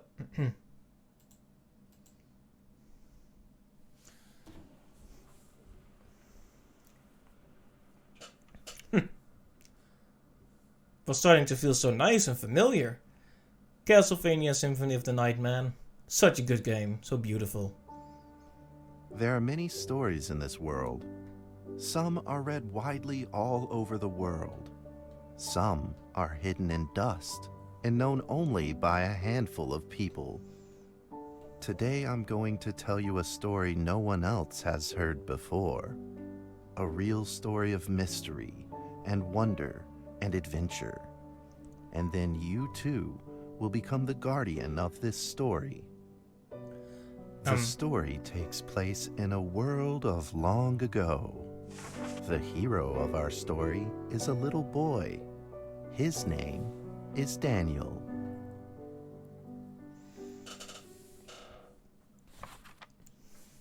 One day, out of nowhere, Daniel got a serious case of chickenpox. Chickenpox? It made him look like a strawberry. To make sure he didn't spread it to others, Mrs. Page, the principal, had him isolate in an attic. And so, in the attic he lived, all on his own. Mr. Daniel, while up here in this attic, you'll have plenty of time to practice your penny whistle.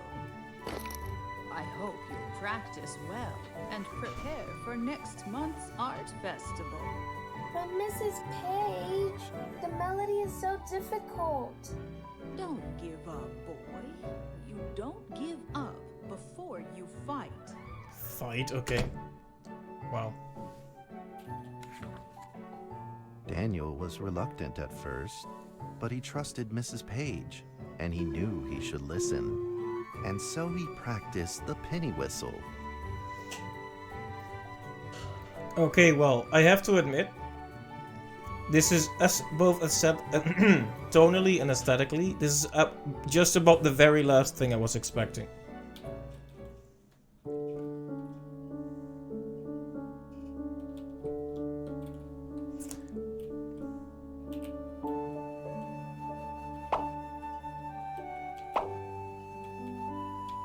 I am no good at rhythm games, by the way, in case you were wondering.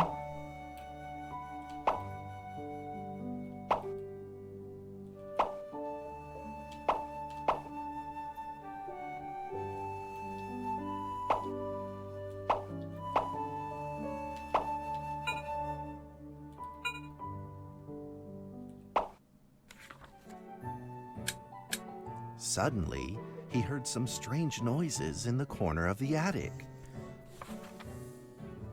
Huh? Who's there? Daniel decided to go over and take a look. You were like, I have to admit this, and then 2 ad breaks cut me off. Weird. I wish it would let me pick that. But yeah, this is like I was saying that this is tonally.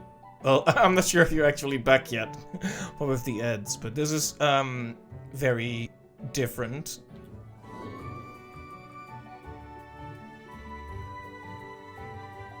Oh, it's holy crap! I can actually move. Oh.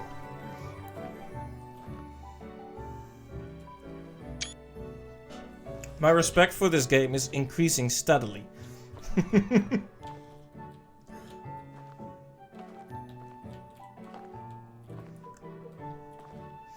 I have a really in my cynical, cold, broken heart, I have a really soft, still optimistic place for games that do something cool with the aesthetic. And this game has done it like thrice now, so okay. Okay, video game. You and I can be friends.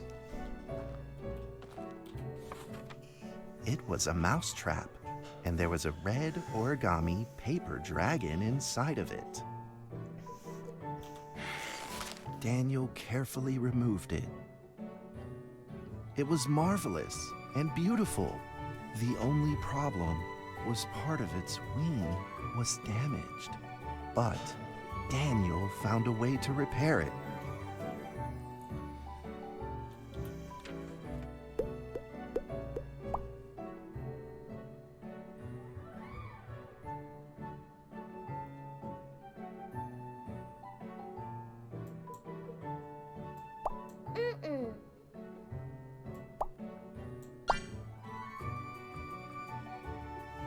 Okay. Daniel held the repaired paper dragon high up in the air, imagining that it soared over all the world below. He played and played with the paper dragon. Wee! Woo! Dragon! Soar! In the warm afternoon sun, Daniel had to fight his eyelids just to keep them open.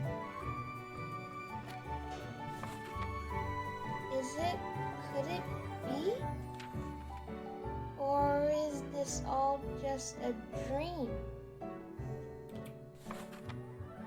The next day, with boredom and loneliness weighing him down, he began to fiddle with the old radio.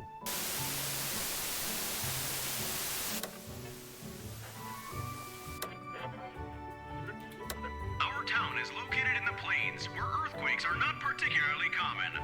Although there are 17 fault zones around us, they are all inactive. You're waiting for the stuff to get creepy and unwholesome?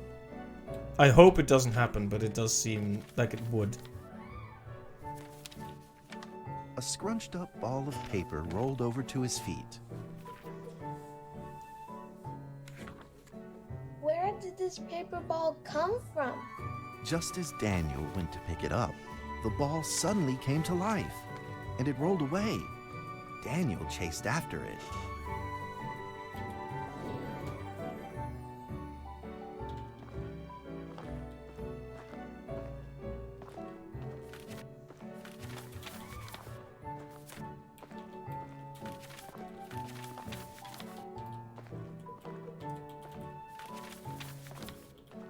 I'm just running at it and tapping E, but so far no luck.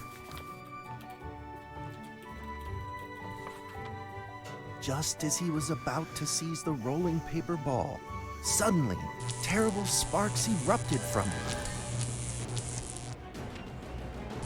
Before his very eyes, the paper ball began to grow, bigger and bigger.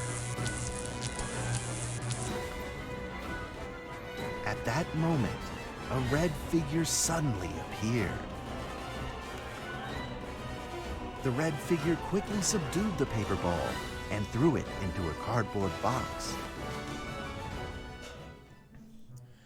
Well, that got a Daniel bit studied the red intense. figure carefully. But it got a bit intense, but not like horror game. This is still within the realms of children's book, for now. It had a sticker on its fluttering wing. It was the paper dragon. I wasn't dreaming. Thank you for saving me. Daniel was grateful and very happy. He walked closer to the paper dragon, but the paper dragon seemed timid and afraid and backed away. Just then, Daniel had an idea.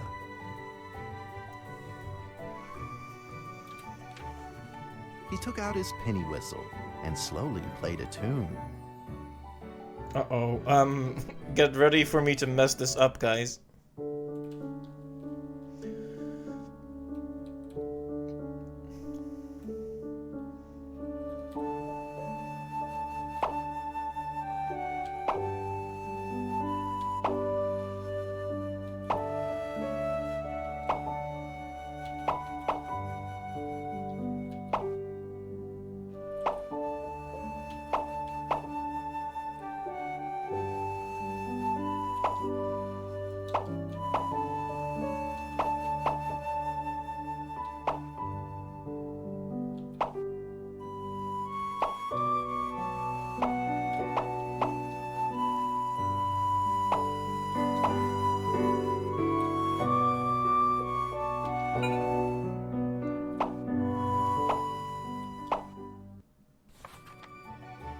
The paper dragon enjoyed the sound very much. It began to move along with the rhythm, flipping up and down. Well, I missed only one, right? Soon the two were playing and dancing, just like old friends.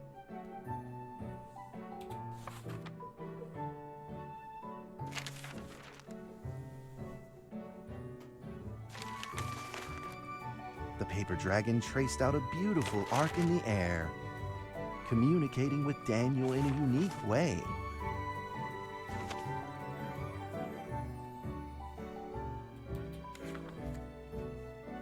My cherished friend, after many long years, we finally meet again. Tell me, how has your family been? A great thank you for playing that music for me. You know how I love the beautiful rhythm of that instrument. But we ought to take precautions, as the room is not stable. Do you still remember how the room works? You're welcome to visit any time. The piece of paper then changed back into the shape of a paper dragon and flew into the cardboard box. Sauron, The it's been a box long closed time. How shut, are you? Yeah. And a calm silence was restored to the attic. Daniel rushed to find a watercolor pen and marked the box with excitement in his fingertips.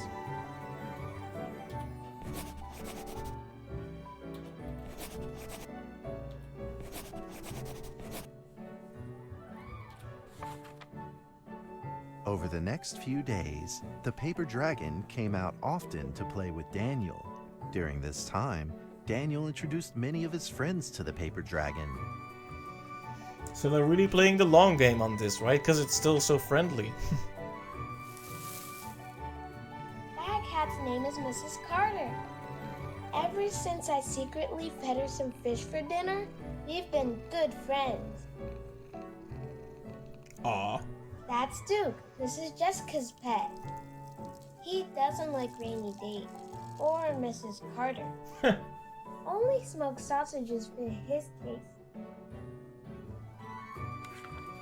And now, we are friends too. My name is Daniel. What's your name? The paper dragon flapped its wings, as if it didn't understand him. Well, since you like the sound of the penny whistle so much, why don't I just call you Penny? I'll keep practicing to make it sound better. Daniel and Penny then played baseball together in the attic. Let's play cat. So the voice of the kid is doing a decent job of it, but the microphone quality is a bit off, it feels like.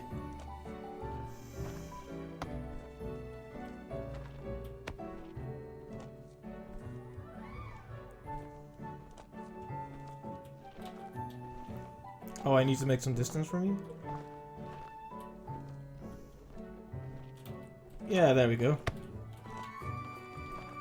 Okay, and go long. Thank you. That was cute. But just as they were in the middle of enjoying themselves, a violent shaking suddenly rose from the ground. The stubborn earthquake is back at it, folks, and it seems even stronger than last time. At this moment, the box suddenly shot open, and thick clouds of smoke billowed out, followed by several paper balls.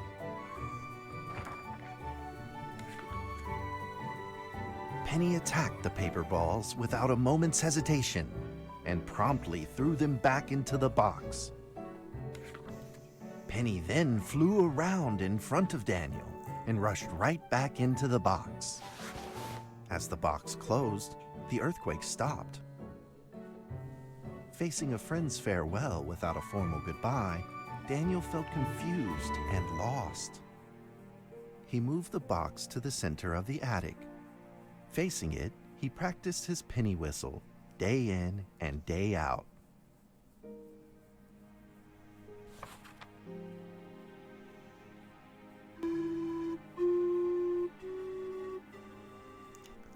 As the days went by, Daniel's playing became smoother.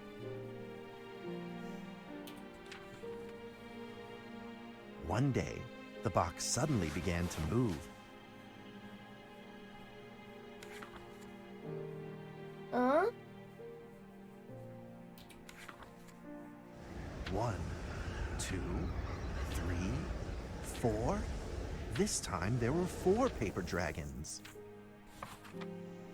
But they weren't alone. Enemies began to jump out of the box too.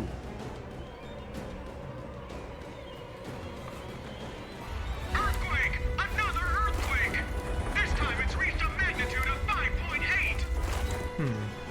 In that small attic, the 4 paper dragons fought fiercely against the paper balls. This time, the paper balls used new tactics. They clumped together into a single monstrous ball of paper. It began to shoot strong bursts of electric sparks at the paper dragons as they flew through the air. As they were hit, the paper dragons fell from the air, one after the other.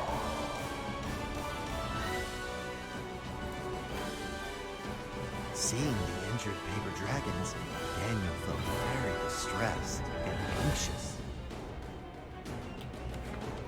Just then, one of the paper dragons painfully started to fly and gathered the remainder of its power. The paper dragon transformed into a great beam of light and dove straight down to pierce through the monstrous paper ball. And then came another paper dragon. The monstrous paper ball was blasted to bits, exploding into smaller paper balls. Trembling, they struggled to escape back into the box. The sacrificed paper dragons were reduced to swirling shreds of paper, and a silence pervaded. Peace and tranquility were restored once again to the attic. Daniel saw the remaining 2 paper dragons lying on the floor, badly wounded. He rushed to grab some stickers and treated them at once.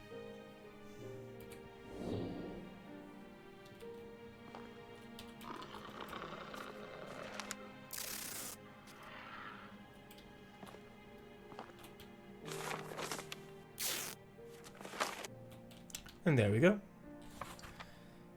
Suddenly, countless paper dragons began to gush from the box. The 2 wounded paper dragons were repaired and began to fly. Like 2 colored threads, they merged with the other dragons, flying in unison. The dragons moved like a tide, flying freely through the attic. Daniel eagerly took out his penny whistle. He showed all his paper dragon friends the results of his hard work and practice. Okay.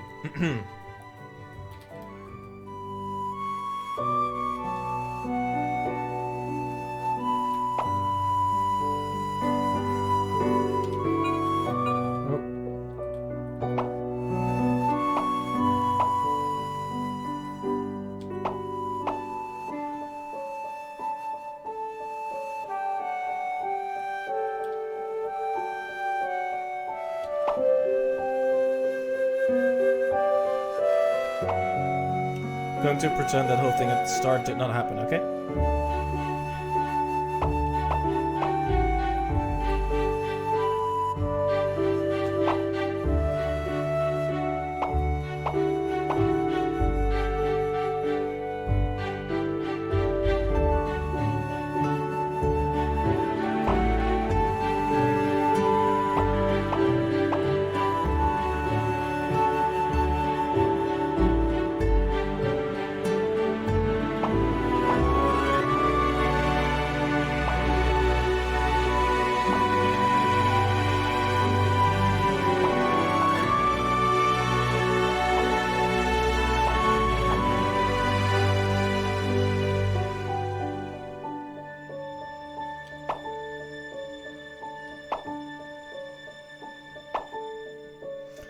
They had me do this in Night in the Woods as well.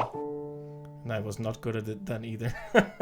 But hey, that was generally alright, I think. In the sweet melody of his playing, Daniel felt himself enter into the world of dragons.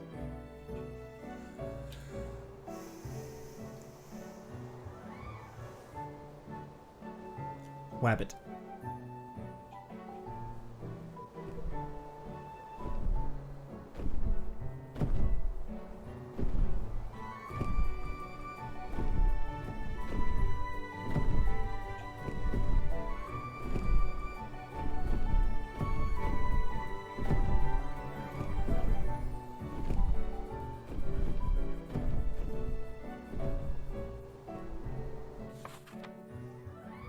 The paper dragons merged into a long letter and floated down towards Daniel to tell their story.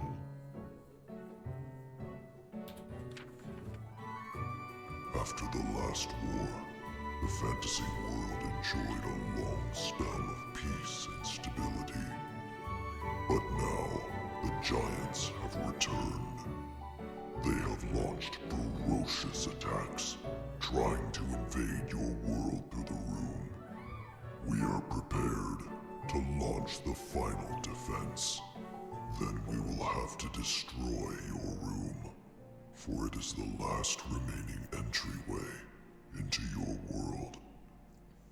Please believe this farewell will only be temporary. We will not be apart forever, and we will never forget our eternal mission of protecting you.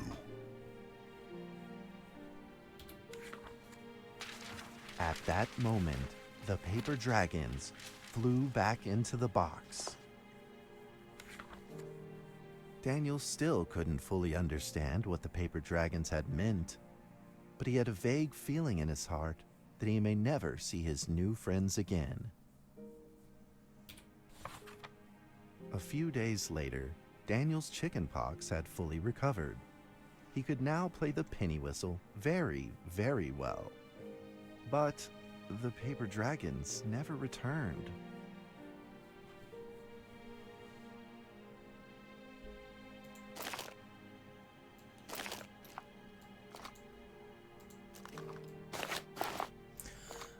Well, this just got sad. It escalated, yeah. So they're presenting it in this cute fairy tale way, but it looks like that box is like a portal to a different world.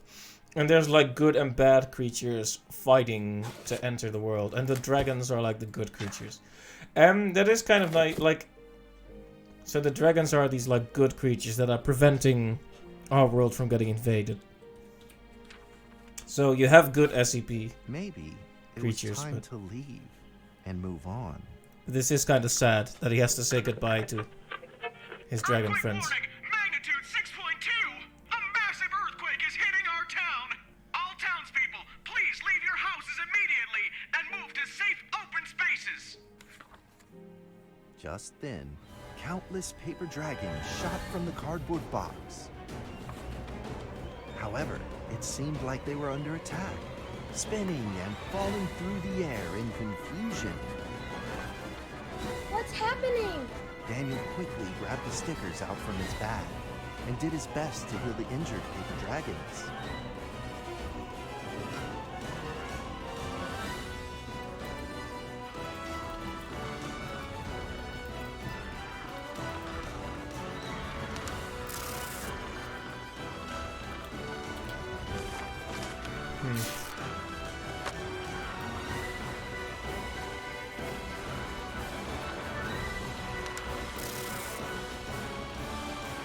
We can't save them all, it would seem.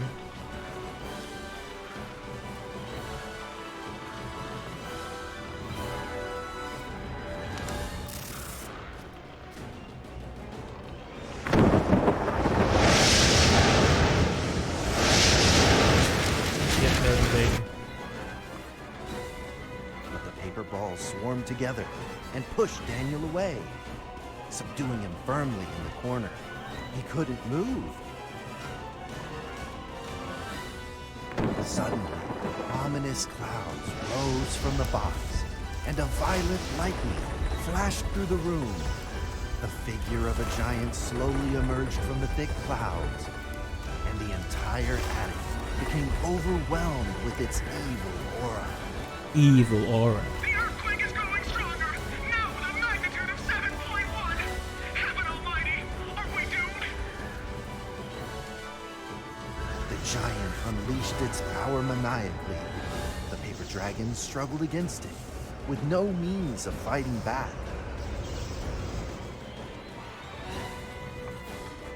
At this critical moment, two paper dragons shined brilliantly. Together, they heroically crashed their bodies into the giant. Daniel thought the giant had been defeated by the paper dragons, but soon he found that things would probably not be so simple. The giant's figure could still be seen in the thick smoke, looking evil and terrible. The attacks of the paper dragons had had no effect, and the giant had only grown stronger. It fought back with a new ferocity. The paper dragons were simply no match for it. The earthquake is growing stronger still! The greatest disaster this town has seen in over 100 years! My heavens! Will this nightmare ever end? With the paper dragons now all but defeated, Daniel spotted a frail figure in the distance. It was Penny. It flew gently in front of Daniel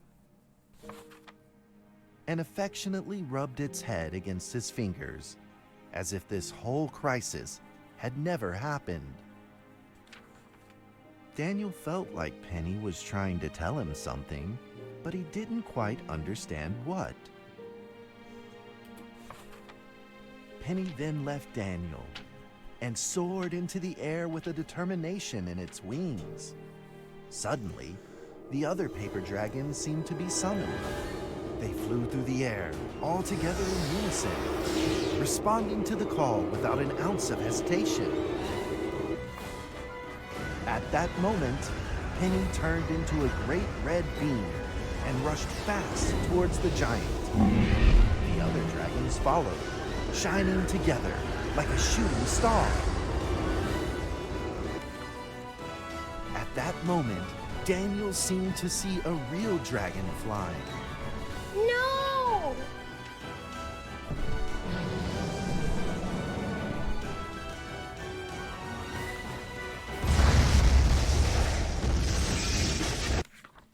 A huge explosion from the impact drowned out everything else in the attic. The attic rained down with countless pieces of paper, the leftover scraps of the paper dragons. Daniel wanted to collect all of the pieces. He thought he could still fix them.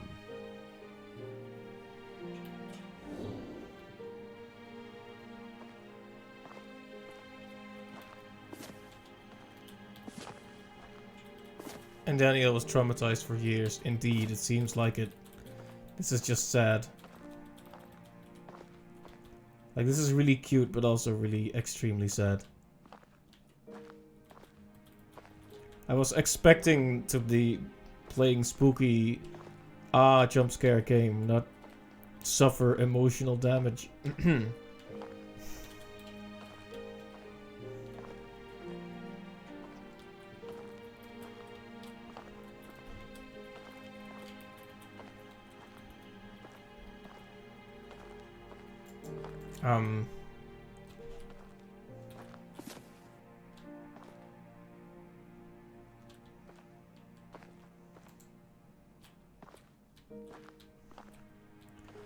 Not all the pickup prompts are equally clear in this screen because there's so many.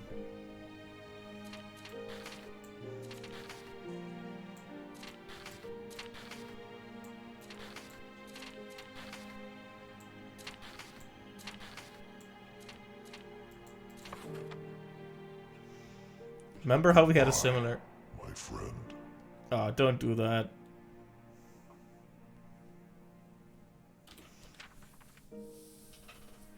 The nightmare is over. The earthquake has stopped. With God's mercy, our town is safe. We thank you, Lord, for your protection.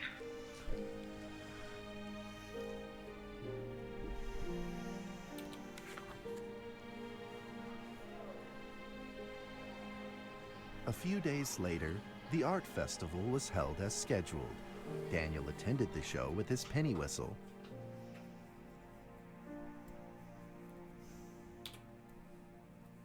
And now, Daniel Trevor will perform a penny whistle solo of a song titled Fly With Me. I don't think it's the penny whistle itself that's the SCP. I thought it was the box. That's what the dragons seem to say anyway. But I'm guessing because the... Oh, there we go. Because the creatures respond to the music, maybe.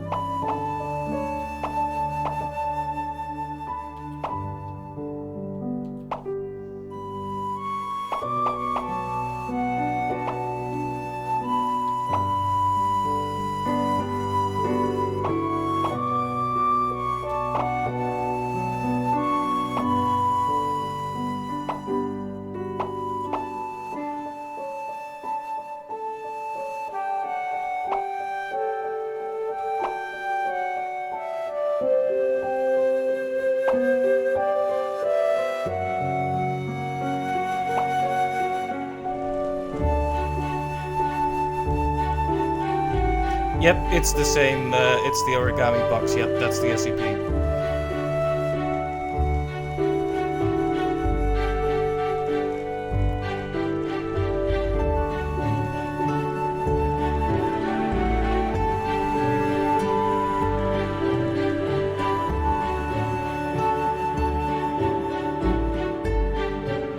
And that's how the story ends.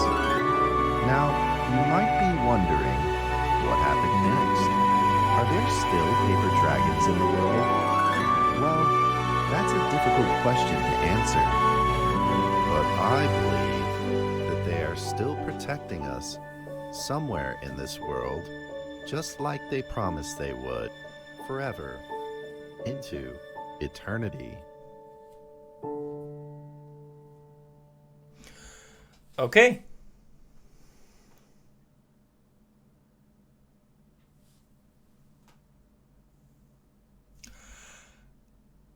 That was it was one, not scary, and two, actually really good. Wow. That was actually really touching. Very nice, very nice.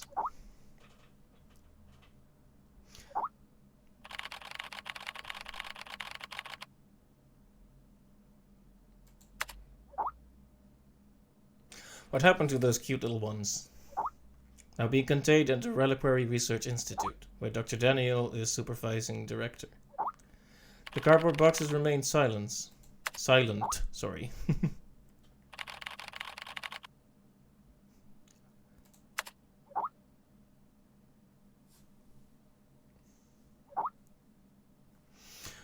Under the direction of Dr. Trevor Kent spent 2 years researching SCP-1762. So he knows far more than we do. Wow. With that little curly.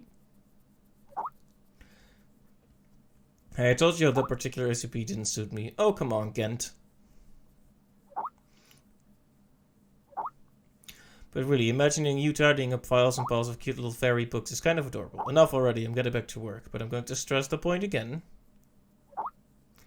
That particular SCP did not suit me. I have been here for a month now and I'm now entirely adjusted to the job. Though the content of my work is to simply process archive files, it is work that will never bore me.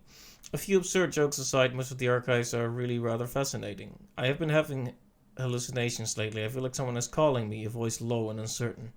They seem to be trying to communicate with me, but I cannot understand a single word they say.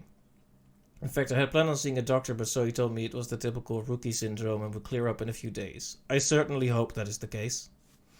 Ghent is a Belgian city, not a person. Dun dun dun. It's true. It is that. As well.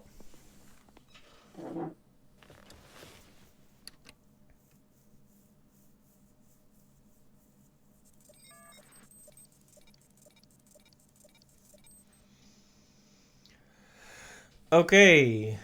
I am tempted to call it here so we can finish it up maybe tomorrow or next week.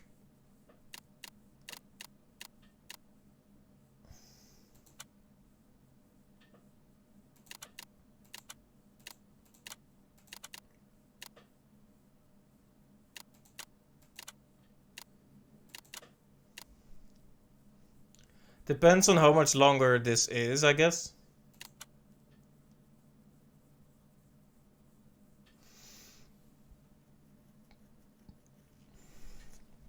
Been at it for longer than 3.5 hours, but it doesn't feel like it. Great stuff.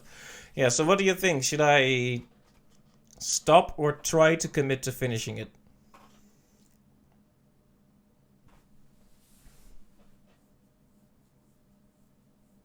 Yeah, exactly. I don't want to rush it. The last part was really good, though. I like the stories feel a bit disjointed, I guess, but I like the individual parts a lot. So yeah, I'm debating on whether or not I'm gonna call it here, so I can take it easy for a bit, because we're coming up on 4 hours indeed. So I think I guess we don't want to start with a reading next time, because then my voice is instantly gonna die. So we're gonna do the files, and as soon as something interactive happens, I guess like an actual playable thing, I think we're gonna call it. Let's actually see.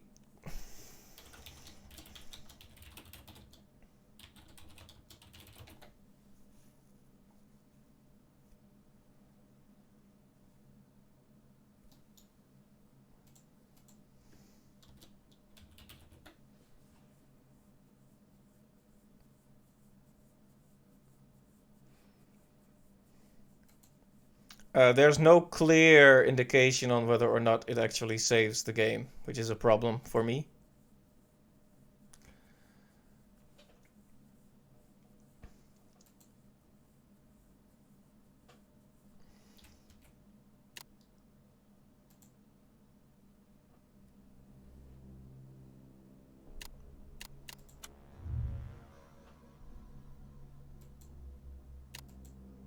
Have I missed some? Why are there... Huh. Okay, there's a continue button. Okay, then we're gonna finish this tomorrow, probably. So, thank you guys so much for stopping by today, and thank you Captain, thank you Clive, and thank you Magallians for the resubscribe as well. It was really nice to have you guys stop by, and this was good. Thank you Captain for the recommendation as well. I wasn't sure what I was expecting from this one, but it wasn't like that. Definitely not that last bit. Like there's just a really touching story about an SCP that's really like actively protecting the world. It's like it really shows the multifaceted nature of SCPs, because it's known for the haha spooky when you close your eyes, concrete man breaks your neck, haha. But it's actually a really complicated, rich world, of course. So it was nice to see those different facets of it. So thank you guys for stopping by. We'll probably finish this tomorrow, or if I end up being tired tomorrow, we'll do it next week instead. So I hope you'll join me then. Please don't hold all the misspellings and general brain-breaking moments against me. It's been some getting used to again. But yeah, thank you guys, and see you next time. Bye-bye.